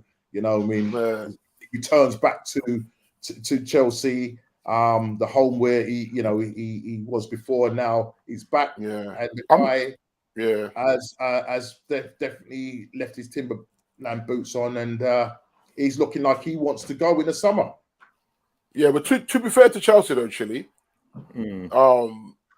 so they're 5 points clear of Arsenal with a game in hand, but their goal difference is way superior. Their goal difference is plus 40. Yeah, that's true. Craig. To Arsenal's plus 12. So you know what I mean. Even though the points is not in double figures, the points ahead, but the goal difference is huge. Yeah, the goal difference. Yeah, that's mad. Yeah, plus 40 to plus 12. I don't know what the other teams have got to do, but look at who those teams, those 6 teams or whatever it is, it's just put down. Yeah, Tottenham have got no business being in amongst those. So that's just good enough for me. That's why when you lot bang on about, oh, you ain't won anything, water off a duck's back. You're talking about us. We've got no business being there. How are we in that conversation? How many Champions Leagues are in there? How many Premier Leagues are in there? We ain't won none of it. Yeah, and to be fair to you guys as well, Chile, you guys are what 4 points ahead of us with a game in hand. Yeah, I'm saying so. It's not like we're putting that much pressure on you. You win your game in hand, and you're way in front of us. I think in that sense, and a much better goal difference. You guys are. Yeah, I think what surprised me was the Brighton game. I mean, you know, drawing 0-0 at home to Brighton, that really did surprise me. And then obviously dropping points again to Brentford. I really thought the way you was playing, before. Did we lose to Brighton? No. Oh, yes, you did. 1-0. Yeah, we lost. Yeah, gosh, yeah. Forgot about that. Yeah, you lose to Brighton and then getting another draw because you. But then that's what I'm saying. We beat Man City twice. And we lose to Brighton, Southampton. It's very, very similar in terms of both our teams. Yeah, because where was expected to win against Brighton, Southampton, Crystal Palace. We was expected to lose to Chelsea, possibly get a draw against Man United because normally, if you've got Ronaldo playing in there, you're thinking, boy, Ronaldo always scores against us, and but knowing us, you know what I mean? Yeah, I mean, if you look at that game as well. Like there was some really suspect calls by the ref in our game. It's almost like he had a bit of a wager on you lot. It kind of felt that way, you know what I mean? Because as bad as if you want to go there, let's talk about the ref check. I'm happy to go there. I mean, everyone said that Ronaldo's the point of his nose was offside and on him something there. You know what I mean? It's like, come on, man. Is that what we're doing on VAR? Like, the VAR's gone crazy the last couple of weeks. Shabby, man. I mean, that was a goal. That goal should have stood. I mean, the penalty miss is the penalty miss, right? Yeah. That was a terrible penalty. But you look at it and say, did 3-1? I thought 3-1 flattered you guys. It flattered us. I whether we was the better side or not, because there was moments in that. I mean, the first maybe 5-10 minutes of the game, we looked good. Yeah. Then you came into the game. but we just took our chances, and it was back and forth. On both sides. The defending was absolutely atrocious and terrible. And even the Cedric and Ball, you know, when he was falling over, that should have been a penalty. On another day, they give it. Yeah. And so so I think the margins are really fine, but the VAR is killing the game, man. I mean, even in that's that a big game when it comes to the money in Champions League. Yeah, I mean, you can't afford to be shady with the Merseyside derby. You're talking about ref check. You had that Gordon guy getting pushed up. I thought that was a Stonewall penalty. Yeah, me too. Me too. Yeah. How so? I mean, so maybe what screwing, and he had Frank was screwing, and he had every right to be screwing about. Yeah, absolutely. Because I think maybe he's under pressure. Maybe what put the referee off was the fact that he booked him for a dive. You know, the guy said he felt that he got caught and he went over, but the referee didn't see it that way, and he ended up getting a yellow card. So that probably made up the referee's mind. But did the referee go to the monitor norm? No, he didn't. No, he just literally just carried on. VAR didn't even bother looking at it. But I felt that there was definitely a red card. And then there was this situation with the Mane. Do you think Mane should have got sent out? He was trying to dig out one man's eye. Twice. Twice he put his hand in his face. In two man's face. Mane's got that little nasty streak about him. He has. Yeah, he's lucky. Dermot was saying he was lucky to be on the pitch. Do you know what I mean? Yeah. But whether that would have made a difference to the game, I don't know. Listen, Everton came out and tried. Literally, I think all they did was time waste. That was pretty much what they were doing. Time wasted. I think what was really funny. Do you remember when their goalkeeper kept picking up the ball and falling to the floor? Towards the end, Alisson. It must have been I can't remember what it was. It must have been in like the 90th minute. He's caught the ball and he stood up and then he fell on the floor. and rolled with the ball. Rolled with the ball. Yeah, so right, wasting time. I mean, you know what? They are the tactics. And 9 out of 10 times you may first half it worked for them though, didn't it? It did, yeah. I was impressed with them first half. Yeah, they frustrated Liverpool. They did frustrate them, yeah. But when Frank Richarlison, man, what the hell? Yeah, do you not rate it? When he kicked it, I think he's a good footballer, but what was he doing the other day? I don't think I'd have him in my side. I don't think I would have him in my side. He's better than everyone at Arsenal. Come on now. Nah, mate. I wouldn't have him in my side. Listen, Arteta wouldn't play him. He's very temperamental. He's very temperamental. I think he's a good footballer. Very temperamental for me. Diego says, I still believe Conte will land the 4th place. He's levels ahead of Rangnick and Arteta. So he is, but our players aren't. Our players are soft, man. Yeah, so but Diego, you can't put Rangnick in that mix. He's an interim, and he's a manager. He's not even a manager. He's a guy that builds clubs. He's not known for managing teams, so you can't really put him in that. He's an interim of an interim. That is a saying, right? Come in, let's see how bad these players are, and let me know. Because I'm telling you now, he's going to give Ten Hag a book this big with bare notes and he said, listen, get a few bottles of wine and read my assessment. Do you think that he would have been serious? Do you think he'll rip them to shreds to the new manager and say, listen, this guy is lazy? Because you have to remember, these guys were moaning about training after 5 o'clock because it got dark. The ones on 300k a week, but it's a bit dark. You know what it is about. You know what it is about Man United. It rained a little bit, Norm. But you know what it is. You know what it is about Man United. The culture has to change there, though. The culture, and you're hoping that Ten Hag will come in and do that, come in and change the culture, their mindset. And it's about the manager coming in and stamping down his authority, and not the players. It's the players because has to come with his chest. Yeah, because listen. Obviously, with Solskjaer there, they just control Solskjaer. You know what I mean? So no problem, easy going. Yeah, he was their mate, Norman. He was their mate. Arm round the shoulder. Come on, Rashi, you can do better than that for me, son. Yeah. I'll buy you a nice support meal if you score for me on Saturday night after the game. You know what I mean? That's the kind of nonsense that was going on. And last week I told you the 16 players I would can just without even taking a breath. 16. I told you everything that's wrong with us. You know what I mean? Nothing wrong with the the iPod. Question: who's got the better IQ in boxing, Fury or us? Fury. Fury. That's an interesting one. Yeah, I called the Fury one. I called that. Talking about boxing, but before, so we're saying Fury. I'd say Fury. Yeah, Fury. Yeah. I never used to like Fury. I thought that he was like just a big mouth, but he's not. He backs it up, man. He backs it up, bro. And he's a very good boxer. What did everybody think about that fight? I put bets on, and I had White 1-5 and Fury round 9, and so that's what I thought would happen. That White might catch him early, but I mean, two rounds in, Chile. 2 rounds in, he was looking a bit dodgy. Yeah. He looked like he was out of breath and everything. Tired. Yeah, he looked tired, didn't he? And I'm thinking, what am I missing here? Yeah. I noticed that about him. But that uppercut, man. Jeez, didn't see that coming. Yeah. And those ones that knock you out, the ones that you don't see. Yeah.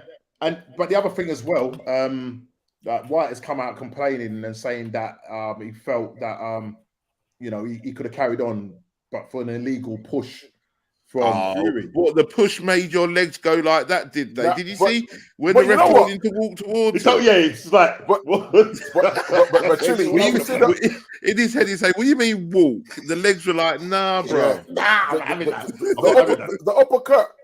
uppercut stunned him so badly that it was a delayed reaction, because when he pushed off him, my man just blaps. It was like, "Oh, you are knocked out," because I actually didn't think it hurt him until I realized he's not moving. He's kind of frozen. Yeah. And then he just went over. It's like his brain took a minute to tell his legs, forget it. That was funny to watch. I was like, that is a proper delayed reaction. It was crazy, man. Absolutely. Listen, look. I think White is just looking for another payday. Yeah, of course he is. I mean, I don't agree with Fury getting 80% though. No, that's a big difference. Do you know? That's huge. You could give him 60-40 or something. Yeah, there was a lot of noise. Yeah, there was a lot of noise around that with both the legal teams sort of publicly, you know what I mean, having it out on radio stations. But when you hold the belts, though, guys, when you hold the belts, you really dictate that purse. And who, if it's Fury that people are coming to see, if he's selling the tickets, then I guess. Exactly. I still think 80%'s a lot. It is, isn't it? I suppose. I mean, I don't remember what they said the purse was, but if it's an argument's sake, it's a They said that White was getting 5 point something million. That's not to be sniffed at, is it? I know that's before tax and national insurance and thing, but all now I'm taking that, you know what I'm saying? Yeah, but then Fury, who was in the same fight, is getting 21 million. Yeah. But like Norman said, is he the one selling the seats? Fury. Yeah. Are people coming to see Fury? Of course they are. Yeah. He's a character, isn't he? You know, as one more titles as stadium. I saw that the other day, Diego. Don't recycle. Come on, Diego. That's all right. Diego. We're bringing in money with that stadium. What it's meant to do. What are Arsenal doing? They're complaining. Well, that's the only thing you're going to see in that stadium. Yeah. Yeah, that's all right. Joshua that's all right. As long as we're seeing money coming in, we got to pay for it. Did Anthony Joshua lose at that stadium? No, he won there. Did he win? I think. Yeah, he won, didn't he? Who did he fight there? It was he lost. He lost against Uskadi. Was that at that stadium? Yeah. Was it at Tottenham Stadium? Wasn't it? Was that? Yeah, I think that was in London. You know, I'm sure that fight was in, or was it at Wembley? No, it wasn't at Wembley. I'm sure it was at the Tottenham Stadium. Yeah, he fought at the Tottenham Stadium. I can't remember if he won or not. No, I don't think he did. Us beat him. Yeah, he did beat him. Is he Russian? No, he's not Russian, is he? Ukrainian. I think he's Ukrainian. Oh, okay. Yeah, you're right. Yeah, he did. He beat him there. Yeah. That man's hard as nails. That's what he's saying. That's the where he won his titles. AJ used to get dog back into. Okay. Yeah. He's a nice guy like Frank, isn't he? He's a nice guy. It's just a nice. Yeah, that's the thing. It's just a nice. It's just a nice. Yeah, nicer version of Frank. I mean, you imagine AJ going in against the prime Mike Tyson. Tyson would destroy him. Probably in a round and a half, 2 rounds, if that. But I think that AJ can beat Fury. I think he's the only one that can. And in what way though? Because I don't think AJ can fight smaller guys. Look at the two that knocked him out. Both a lot smaller than him. You put someone big in, and he beats them up. Do you think AJ's got a bigger punch than Wilder? Wilder. No, but and that's what I'm saying. Because he got up from Wilder's punch. Yeah, but AJ's a far, far, far better boxer than Wilder. So Wilder might catch him and knock him down, but AJ's got to be hitting him 3-4 times with solid shots. And it's the accumulation that will knock you out. But if you look at AJ, he's very similar to Frank Bruno with the muscle mass, right? And I think, I actually think if he was slightly flabbier, he'd be a better boxer. I think the muscles carrying that muscle, carrying a lot of he sucks all the oxygen in it. It tightens him up, and you know, someone said, you know, maybe this guy wants to eat some cheeseburgers every now and again. Just put a little bit of not a spare tire, but this whole just stop pushing the weight. Do your normal workout, but cut out the weight. Yeah, because it's too muscle bound. It's too and when it comes to longevity, as in going into the 10th, 11th, 12th round, he's looking sluggish. Them lactic juices, man. God, mash up him. You know what I mean? I've heard a few people say that maybe he doesn't tone up as much, and still looks in good shape, but not in. It looks like a bodybuilder, bro. Yeah. Same as Frank Bruno. I'd always say, man could just go and be a bodybuilder, like 12 pack and all that madness. You know what I mean? You don't need it in boxing. You don't. Not when you're that big, anyway. I personally think Fury beats AJ. AJ, so do I. So do I. Yeah. I don't know. Yeah. That's another one. No, don't be silly. He's not a boxer. In the octagon, is it what? In the octagon, in the octagon. In the octagon, he's going to kill Fury. Fury wouldn't stand a chance. Yeah. And in a boxing ring, he wouldn't stand a chance against Fury. I said you were crazy saying Did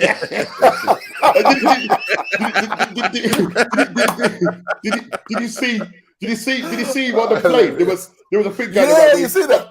He punched up some brother. You know what? Apparently, the guy was dashing water at him or something. He literally antagonized him. Yeah, he antagonized him for a long while. He knows if he gets hit off a Tyson, he can sue him. That's a payday. Yeah, he can sue him. Yeah, but Tyson topped him up, you know.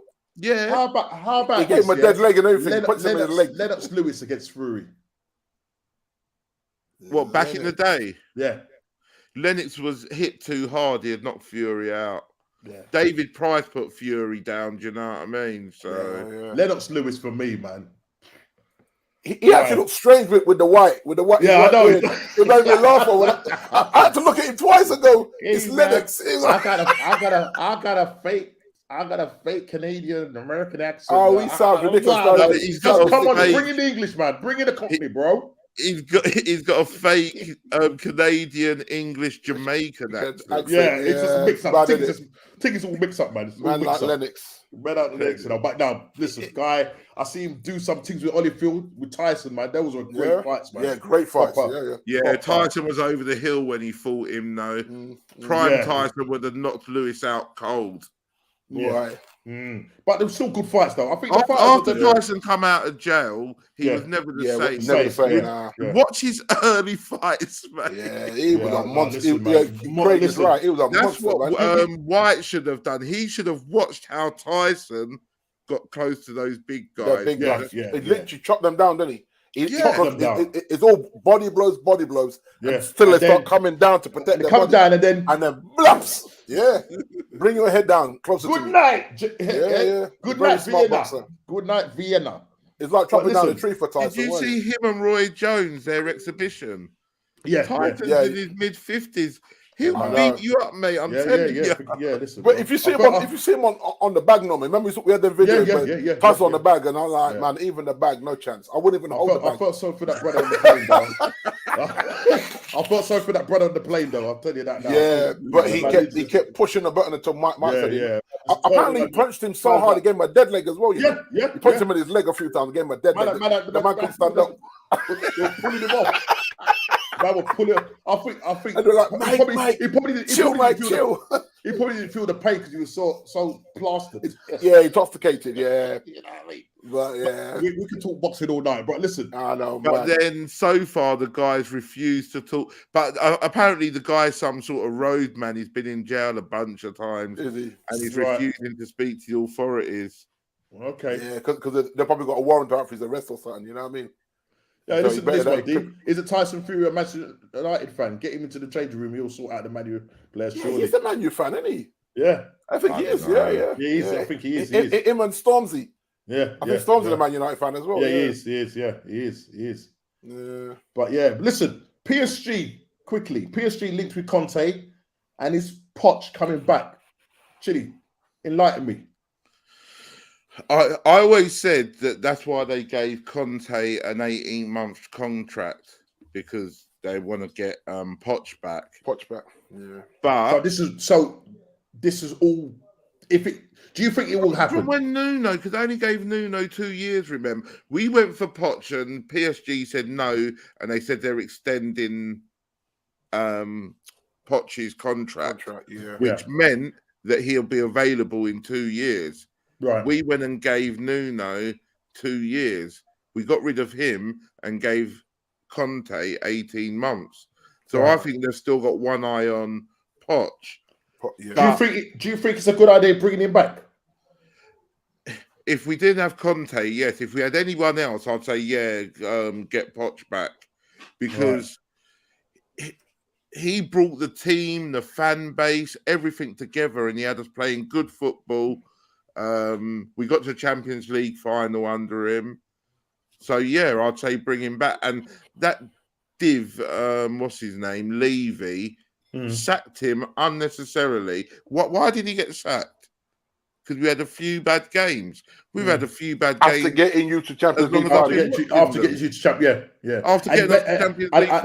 If my memory serves me right, that it was either after that year, when you went into the new season, you didn't get no real money to buy any players. I think the season that we got to the Champions League final, we didn't buy anyone the 2 previous windows. Exactly. Yeah.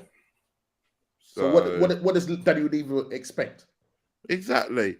And the thing is, he said, we're not going to do what Arsenal done, buy the stadium, can't afford it, and then not buy players. We've put money aside for this. Yeah. Well, the stadium cost £1 billion, something like 300 million more than it should have. Well, it should have cost. That's right. Do you know what I mean? And so I still want to go there, actually. I still want to go and see it.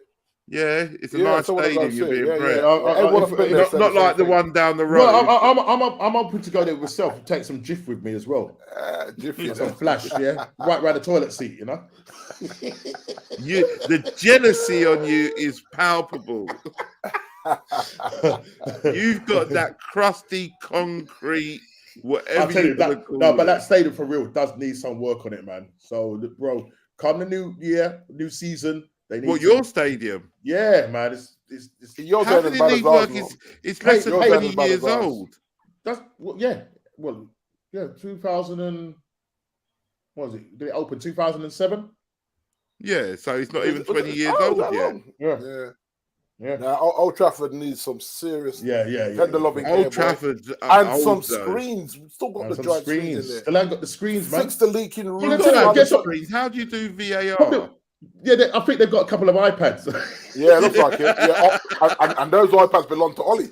I think he left them behind. It was Liverpool that didn't have screens. Nah, Old Trafford as well, mate. Liverpool and Old Trafford don't have screens. You know, like for the replays and all that. Shocking. It's shocking, man. It's bad. Yeah, definitely. There you go. When Liverpool extended that tier, they should have put the screen in then when they had the builders in extending one of the tiers. They made the stairs like 2 more levels up to get more fans in. They should have done something then by putting the screen in. You know what I mean? Put beams across. 4 screens. I'm just saying. Exactly. No trophies, but 4 screens. Yeah. I can't believe how Man United got to this point where even Arsenal. I mean, we are Banter Club FC, mate. It's unreal. You are. You like Arsenal. Both of you, to be fair, I don't know how you've come to this. It's the owners. You know what? It's the owners, man. It's the owners. It's how bad they are. Yeah. Right? I guarantee you go to Old Trafford now and buy a burger, you're gonna run your belly. That's how bad we are. That's how bad we are. Even the burger's gonna turn on you, saying, "Why did you spend £10 on this burger?" And you can't even make it back home because your stomach is back up. That's how bad we are. I mean, things are. I mean, listen, the once two great. Did either of you watch yesterday's game? Oh, listen, what a game! Let me just say. What I saw there yesterday, we are light years away from them. Yeah. Do you know what, Norman? I said the same thing. I said, we couldn't be playing in this. We've moved 8-0. And this is why I keep saying, and you might keep saying about going on about Arteta. If we get in, and the same for you as well, Chili, maybe for you, D, we get into that. Yeah. Into the Champions League, mate, we will get our pants pulled down. Yeah. Simple things. Yeah. I mean, listen, fastest semi-final goal by De Bruyne.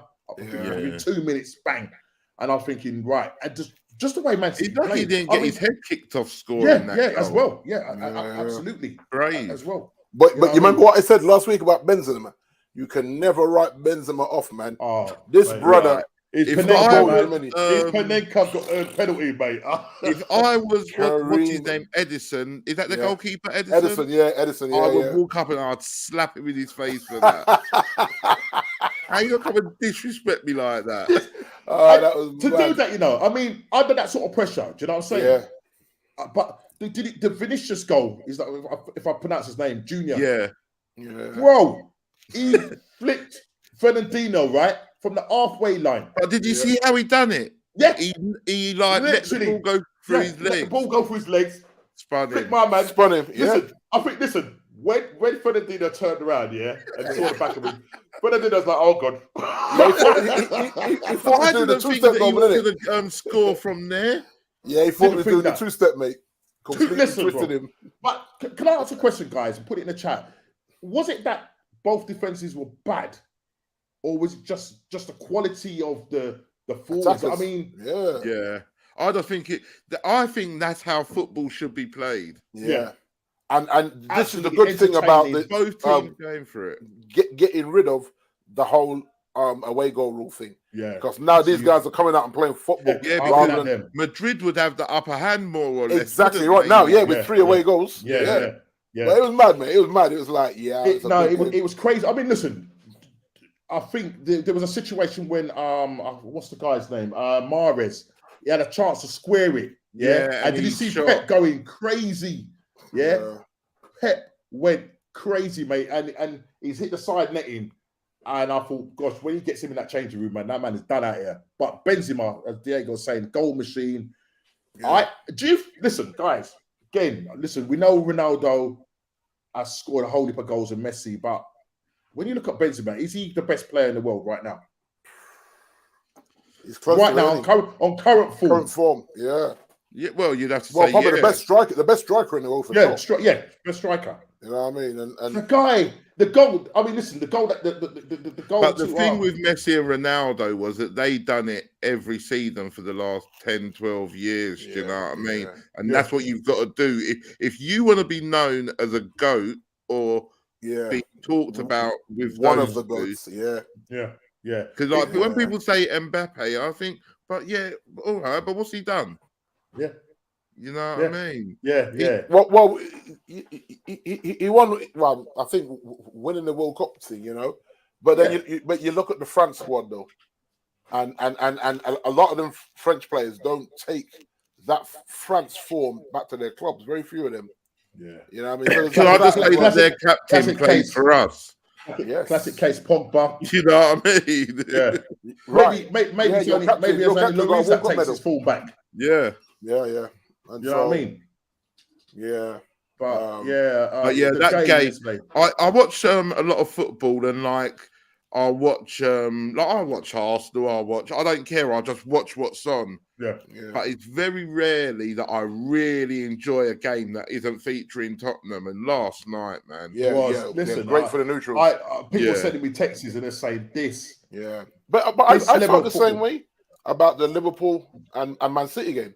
As a neutral, I was like, man, we are. But if you're a connoisseur, listen, if you're a connoisseur of the game, you'll appreciate. I like to see good football. You know what I mean? And hopefully one day, we'll get back to those levels. Do you know what I mean? But right now, for me, but that's a difference. See, you're trying to get back to those levels.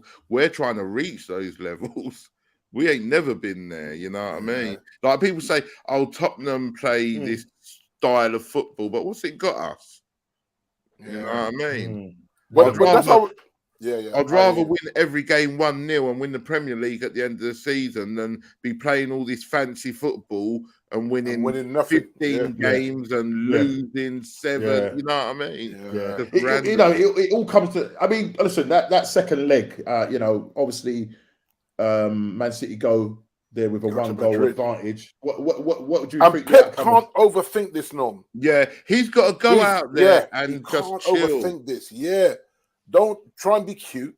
Just play your Man City football.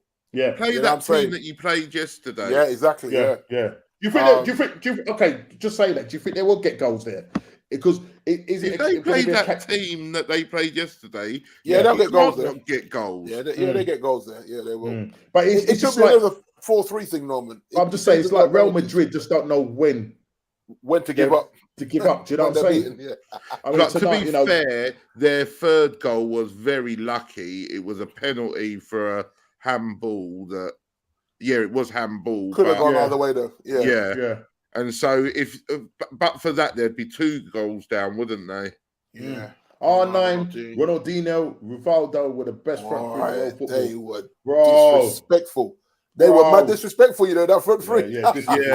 Yeah. When you saw them man ball out, you just be like, when you're talking quality, it's disrespectful. And I'm not saying it was mad, man, they were next levels, mate. All of these guys are pulling down every defender's trousers right now. It's just like, take that, man. Take that. And it was so natural to watch as well.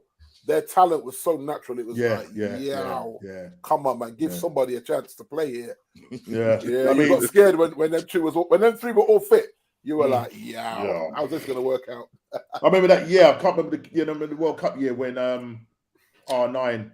You had to have the injections in it. Yeah. Bro, guy, he was a player. Man was a player, bro. But listen, the tonight, Liverpool play Villarreal. I don't know if they've just started, so kickoff has just happened. Diego said if Klopp does land the quadruple, will that be bigger than the Invincibles and the Man United and European victory? Will Klopp go? Yeah. And that's you're why not invincible. You're drawables. Stop saying that. I'm just praying that I'll tell you what. As I said, D. Yeah, if it happens, quadruple, it does put the treble in the shadows. Only just, but you know what I mean. Quadruple is bigger than the Invincible because and Invincibles is still the Invincibles. It's still as much as you. We've still got a gold cup. We've got a gold cup. You still go and beat it. It's still hard to go and beat it. Gold plated.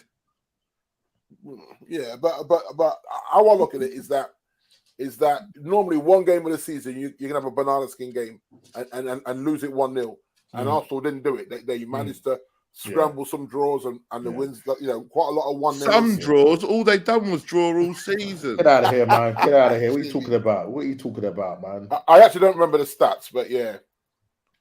Question: who was the better finisher, R9 or Romero?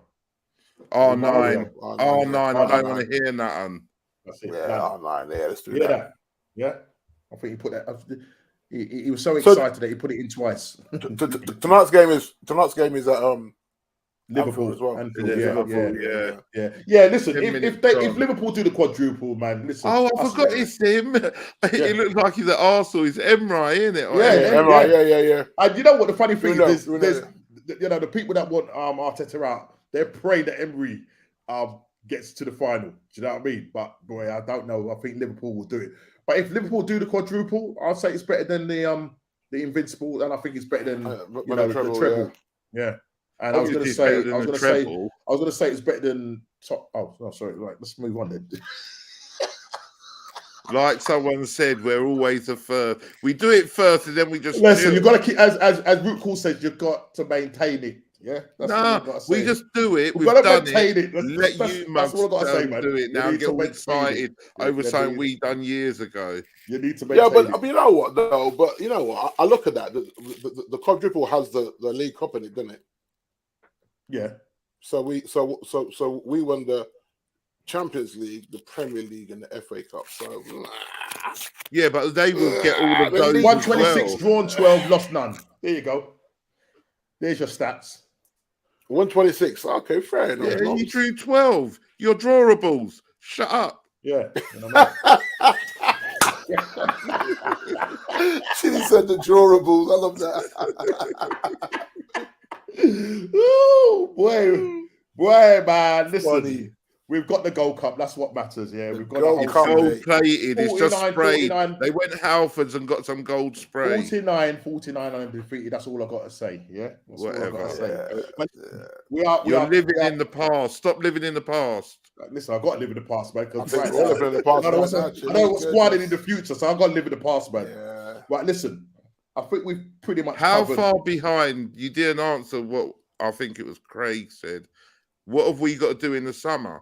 I told you. Okay, let's go. Yeah. The question that Craig put was it was to do with who do we need like in the summer? So for Arsenal, we need 2 strikers. 2. Yeah, because you're we're going to lose, man. We're going to lose at the moment. We're going to lose Nketiah. We're going to lose. In the summer. Yeah, I wouldn't be keeping them. Listen, just because Nketiah got 2 goals against Chelsea, nah, man. Yeah, you're going to lose like a threat, Norman, right? You're going to lose like a threat as well, right? Like a threat, yeah. Yeah, he's gone as well. So yeah.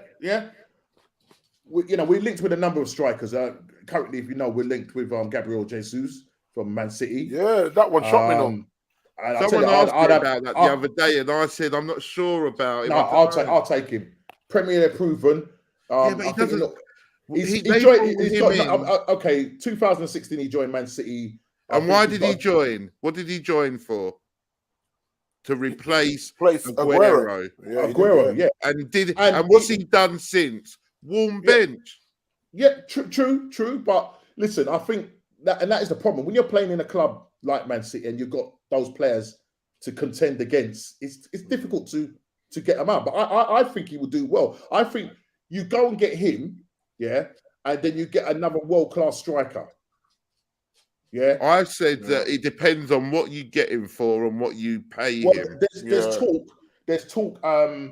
25 mil, 30 mil. That's reasonable. If you that sounds cheap, Norman. He's in his prime. He's 25 years old. Maybe them and Pep will get together. Arteta and Pep will get together and maybe swap some cones and stuff like that. You know what I mean? but Norman, this is the thing though. How many strikers in the league warm the bench like Jesus, then come in the next game and bang 4 goals?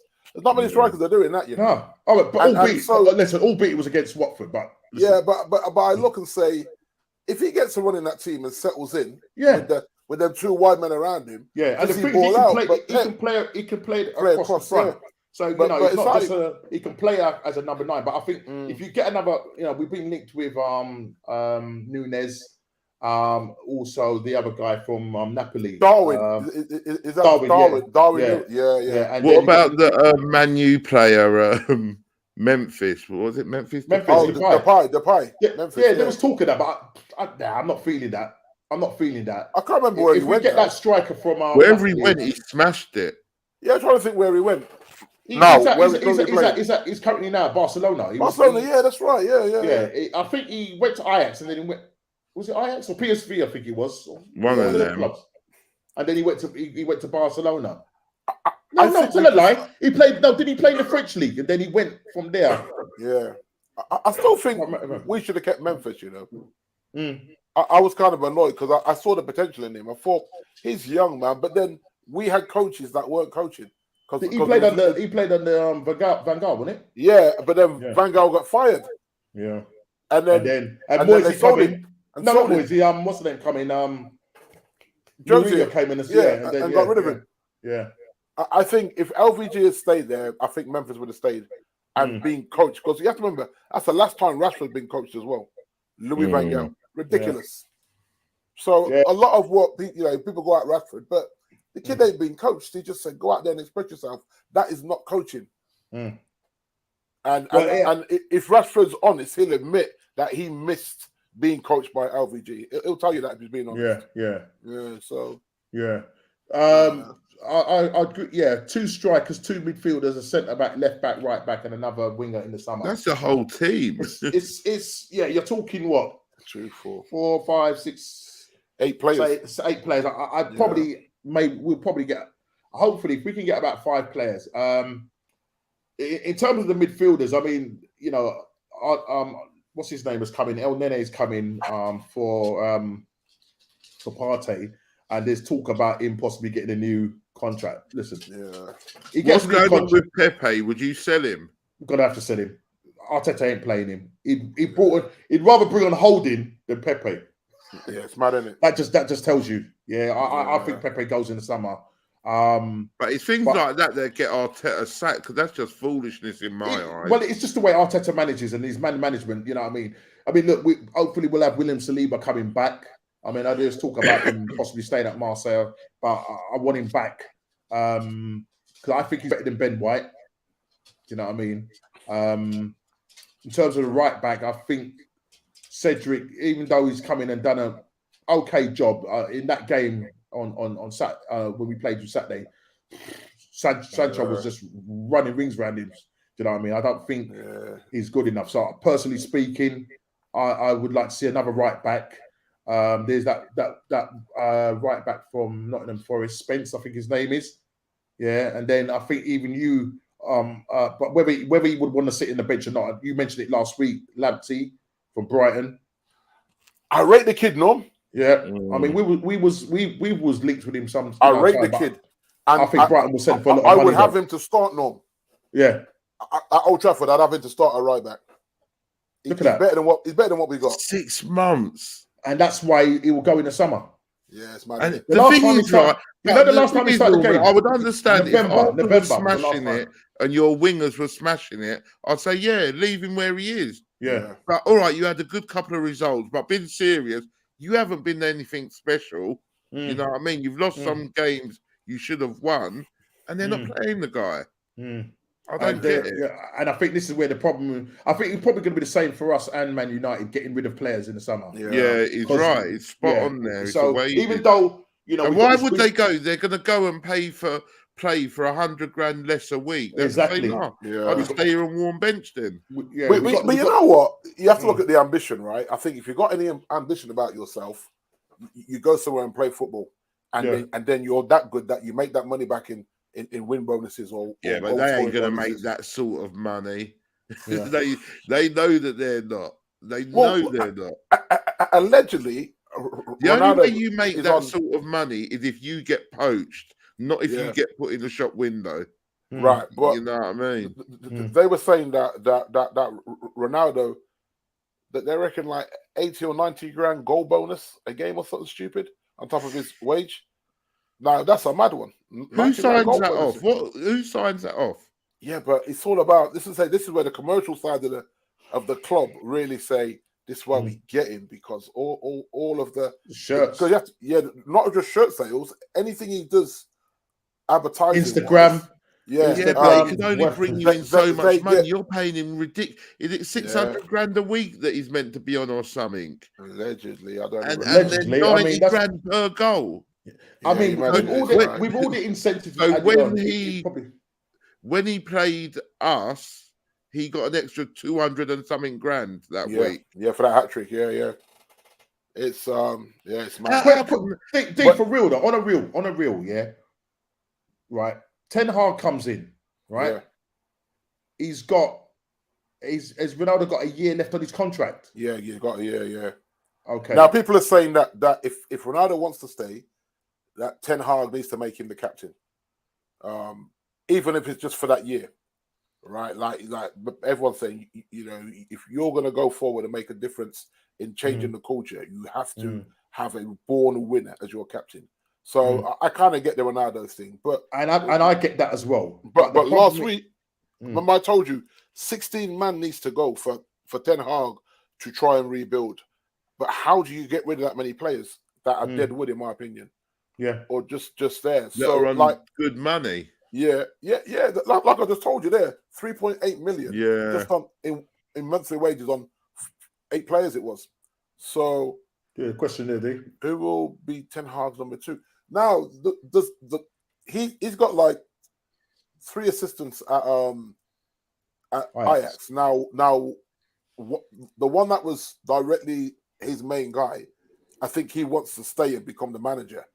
So I think the guy that's the second coach behind him becomes his number 2. There's rumors about there's also rumors about the English fella there that was there with Fergie. What's his name? What's his name? I can see his face. He tried to speak Dutch when he went over there. Yeah. Mate. McLaren, Steve McLaren. Steve McLaren, there you go. So Craig, it could be Steve McLaren, or it could be the second number 2 at Ajax, because the first number 2 fancies the Ajax job that Ten Hag is leaving. But just quickly for us, Norman, we need 2 centre backs, a right back. I'm just being realistic. 2 centre backs, a right back, a defensive midfielder, an attacking midfielder, and a left back. So that's 6 players off the bat. We're not going to get 6. We may get 6 in 2 transfer windows, but we're not getting 6 in one. Just because of the amount of players we have to move. But realistically, that's what I would like. I think it's going to be hard, because if you were to ask me, I'd say we need 2 centre backs, a left back, and a right back. Yeah. And so if we're all these clubs are all looking for that position, it's going to be hard and expensive. Yeah. But if you said to me now, pick one, if I was allowed one, it would be a defensive midfielder. Because Matic's legs are gone. And McTominay and Fred can't play that position. I'd say centre back, because we got Dyer and Sanchez. There was talk of Van Persie also coming as well. Oh, with Ten Hag? Yeah. Oh, yeah. Yeah. I mean, there was a point where they said that Ollie was working with the strikers. I don't know how true that was. That was the only coaching he did. Whenever he started that he worked with the strikers, which I get, you're a striker. But I hope that this team can be coached into better habits. But I still feel a lot of them are not good enough to wear the Man United shirt, unfortunately. Yeah. D, do you feel any different about Ollie now compared to when he was just a player and had retired? Yes, I do. I think he's tarnished himself a little bit by not being a disciplinarian, strict coach and being the boss rather than their mate. Because basically they threw Ollie under the bus and got him fired in the end. Yeah. Their poor performances, because he was pally with them, and then when he tried to get hard in the end, it was too late, because they were like, "You can't talk to me like that, Ollie. I'm on more money than you. Behave yourself. You're my mate." Yeah. You know what I'm saying? And that was the kind of thing that was going on. That were like, "Oh, Ollie, you slept bad last night, right? Okay, boss, listen, man. Like, let's forget we actually had this conversation. I'll see you out on the training field." Allegedly, they were the kind of conversations that were going on. They were shutting Ollie down, saying, "Relax, bro. You're not even on my money at Old Trafford. Behave yourself." I'll tell you what, the culture change, mate, that really huge. Boy. And this is why I love Eric Norm. I mean, Ralph, because Ralph just talk out the business. Ronaldo come back and said, "What is this? This ain't Old Trafford." I love that them two came back and exposed it. Yeah, because it was all hidden. The pundits were hiding it. Ollie was keeping it under a bushel. All of them. Nah, man. Expose the thing. Expose the thing, man. And let everyone know that this is not the way to run a football club. Not a club like Man United anyway.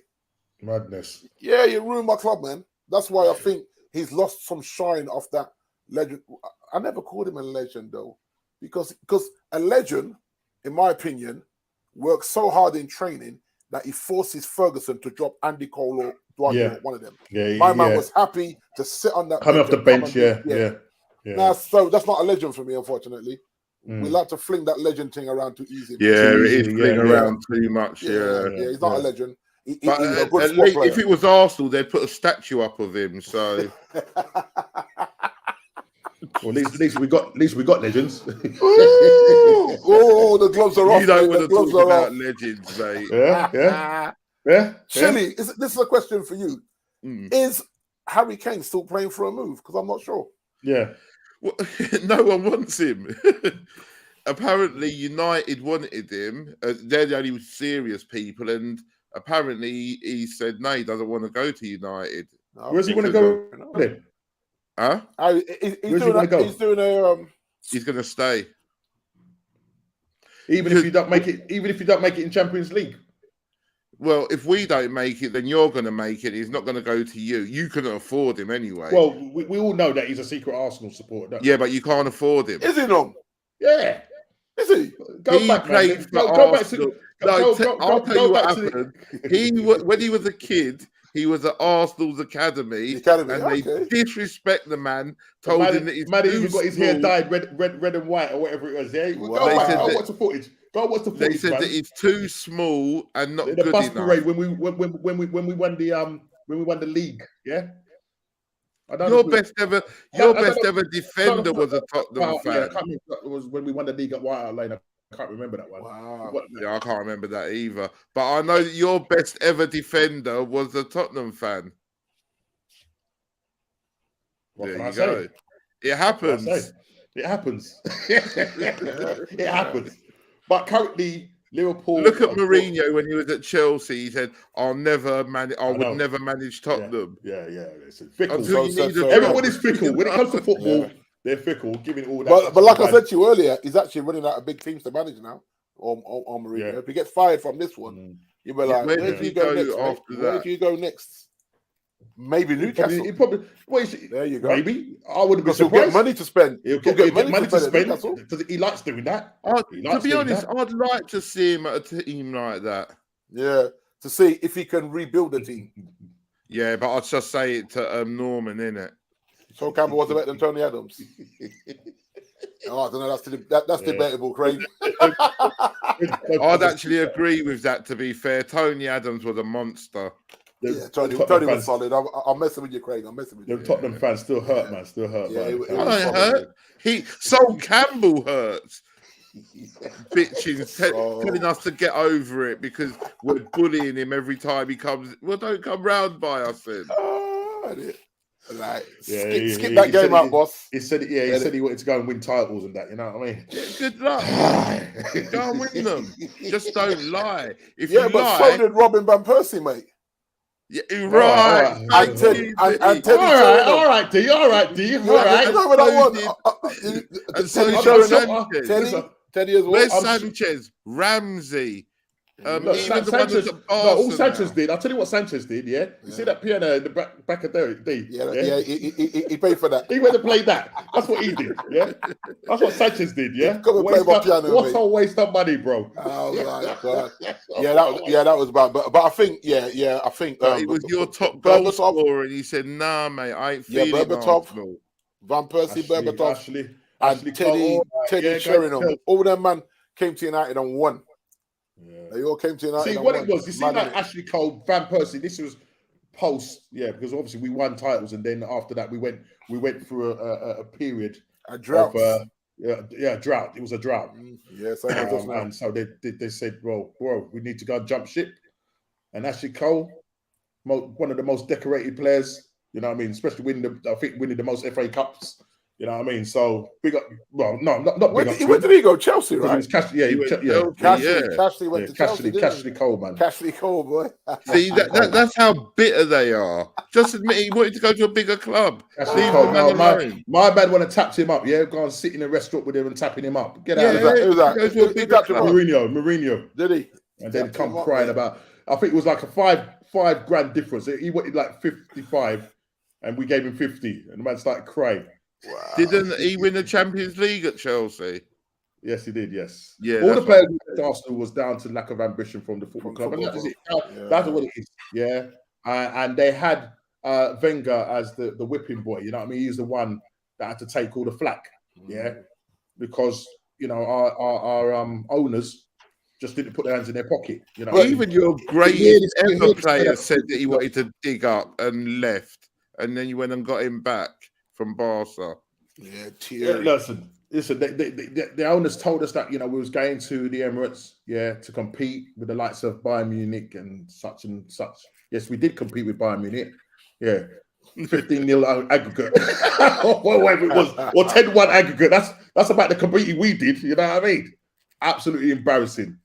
But it's gonna take time. It's gonna take time. But listen, do you think Newcastle are gonna overtake us and you in 5-6 years' time? If we don't get our act together, yes, they will. It's a possibility for sure. It's a possibility, because obviously, unfortunately for Eddie Howe, he won't stay there when they start spending that real money. No, of course he won't. He'll get them so far. And I think he'll stay next season. I don't think they'll get rid of him. I think he will. But you know what I like about Newcastle? I think the way the owners have come in, the way they're running their business. And if you look at it, because everybody's saying, oh yeah, they're going to start throwing money at people, but they didn't work. They weren't taking for mugs or anything. People didn't start saying, okay, So I think they've done well with the players that they've brought in, and they're slowly building, and it's organic. It's not like, they've thrown all this money, got all these players in that haven't gelled together, and they've done pretty well. And you can see under Eddie Howe's management, they're doing really well. And as you say, he'll probably do another year there. If they go for like a Europa spot, or a European spot, then you'll probably see them looking to change managers. You'll start hearing the rumours coming out looking for them to change managers. Brazilian, the first one at City? What was his name? The young-looking guy. He thought he was going to Chelsea. What's his name? Robinho. Yeah. See, that's how they started it. But was it Robinho that assumed that there was only one club in Manchester, which was Manchester United? So he actually thought that, I'm going to Man United, and he ended up at City. That's bad at it. That is, his agent just punked him a little bit, what I mean? That City started with him. He was their first massive, where people said, right. And if you think about it, Newcastle have actually gone down that road. They haven't gone out and bought any real big, Ramirez, I think cost them 40 odd mil. I think he was the most expensive player there. You know what I mean? So I think the way they're doing it, organically, they're building, and I think come the summer, I personally speaking, I don't think they're going to go crazy, go and change the whole team, because I think it's working. You just want to add. You can't do that. Yeah. So for me, personally speaking, the way they're actually doing their business on the pitch and off the pitch, they're slowly progressing. Yeah. So I think this season, the owners might say, listen, this is your target now. We want to see you finish in at least, for the money that they're going to spend, at least finish in the top 7. Do you know what I mean? Because Newcastle has always been either touting with relegation. Obviously, they're relegated a couple of times, but most of the time they'll be finishing mid-table. You know what I mean? Obscurity kind of thing. Now, you know what I mean? They've got the money behind them. They've got the owners behind them, and obviously they can attract players. Because obviously they're not going to be in Europe, so it's really going to be about the money, isn't it? And about what they pay them. So these guys can afford, and it's whether the owners and can convince the players that are going to come there, like they convinced Ramirez, who we was linked with last summer, and look, he's doing the business for them. I would love him in our side, in our midfield, but we haven't got him. So we got to move on from that and hopefully try and sort out our midfield this year. I don't really want to see. You see, the problem is we're probably still going to end up with Granit Xhaka. I can't believe you still got that guy. He's still there. He's still there. Listen, he scored a banger. He did. But how many yellow cards has he got? They said the other day like 38 yellow cards or something. I think in that game, he nonchalant kicked the ball. I think. You saw that. He's that guy, though, isn't he? He's that guy. He's that guy. And for me, you know what I mean? You're meant to be supposedly meant to be a leader and show an example. You don't do that. You know what I mean? You just don't do that. Diego, what did Diego say here? I thought I saw something about the Super League. Maybe this one. The Conquerors want the Super League more than the Champions League. Yep. You know what? I think in the back of their mind, those owners, I think it's still there. At some point, it's still there. It's still hanging around. They're you know still what I mean? considering it. Trust me. Yeah, still but the considering backlash it. that they got, they can't come with. What are they going to do? They get anything that they try and do. People are going to be suspicious straight away and say, absolutely. But listen, we have been going 2 hours and 5 minutes. Wow. Yeah, I got a dip for real. But Liverpool, Villarreal currently as it stands, unless anybody sees any different, it's 0-0. 0-0. 35 minutes gone. Yeah, Villarreal seems to be doing quite well. I'm gonna, when I get off of this, I'm gonna go and watch the rest of the games. And Van Dijk on a yellow card as well. Really? Wow. Yeah, he's on the yellow card. Yeah. Could this be a shock? It's 32 minutes in on a yellow card. Everyone's saying that, but is it Villarreal a decent side, man? Well, listen, look. This will be the first. They won their first European Cup in their history, and they're doing well under. They're doing well. Big up, Craig. Yeah, they're doing well. Yes, Craig. They're doing well. Big up. They're doing well under Unai Emery. He's a better coach than Arteta. Simple as. People won't agree with me because they're digging it. Listen, I dug him out about his accent, but listen, at the end of the day, he's a better manager than Arteta. And my worry is, yes, if we do get into Champions League, can he cut it against these elite managers? And my answer to that is no, he can't. Yeah, just can't. Do you know what I mean? Yes, Diego. Big up to everybody in the chat.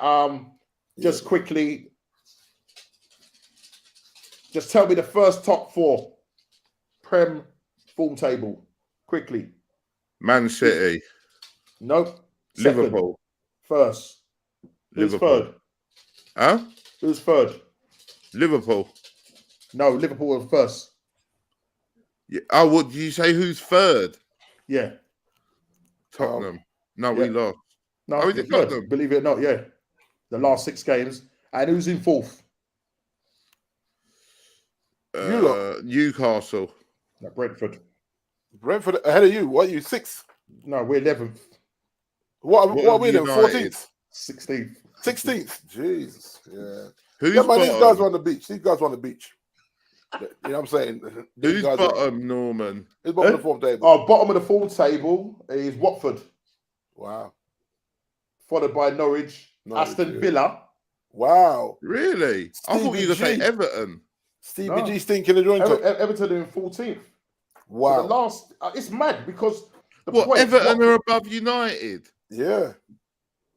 No. Yeah. 7 points. Yeah. Wow.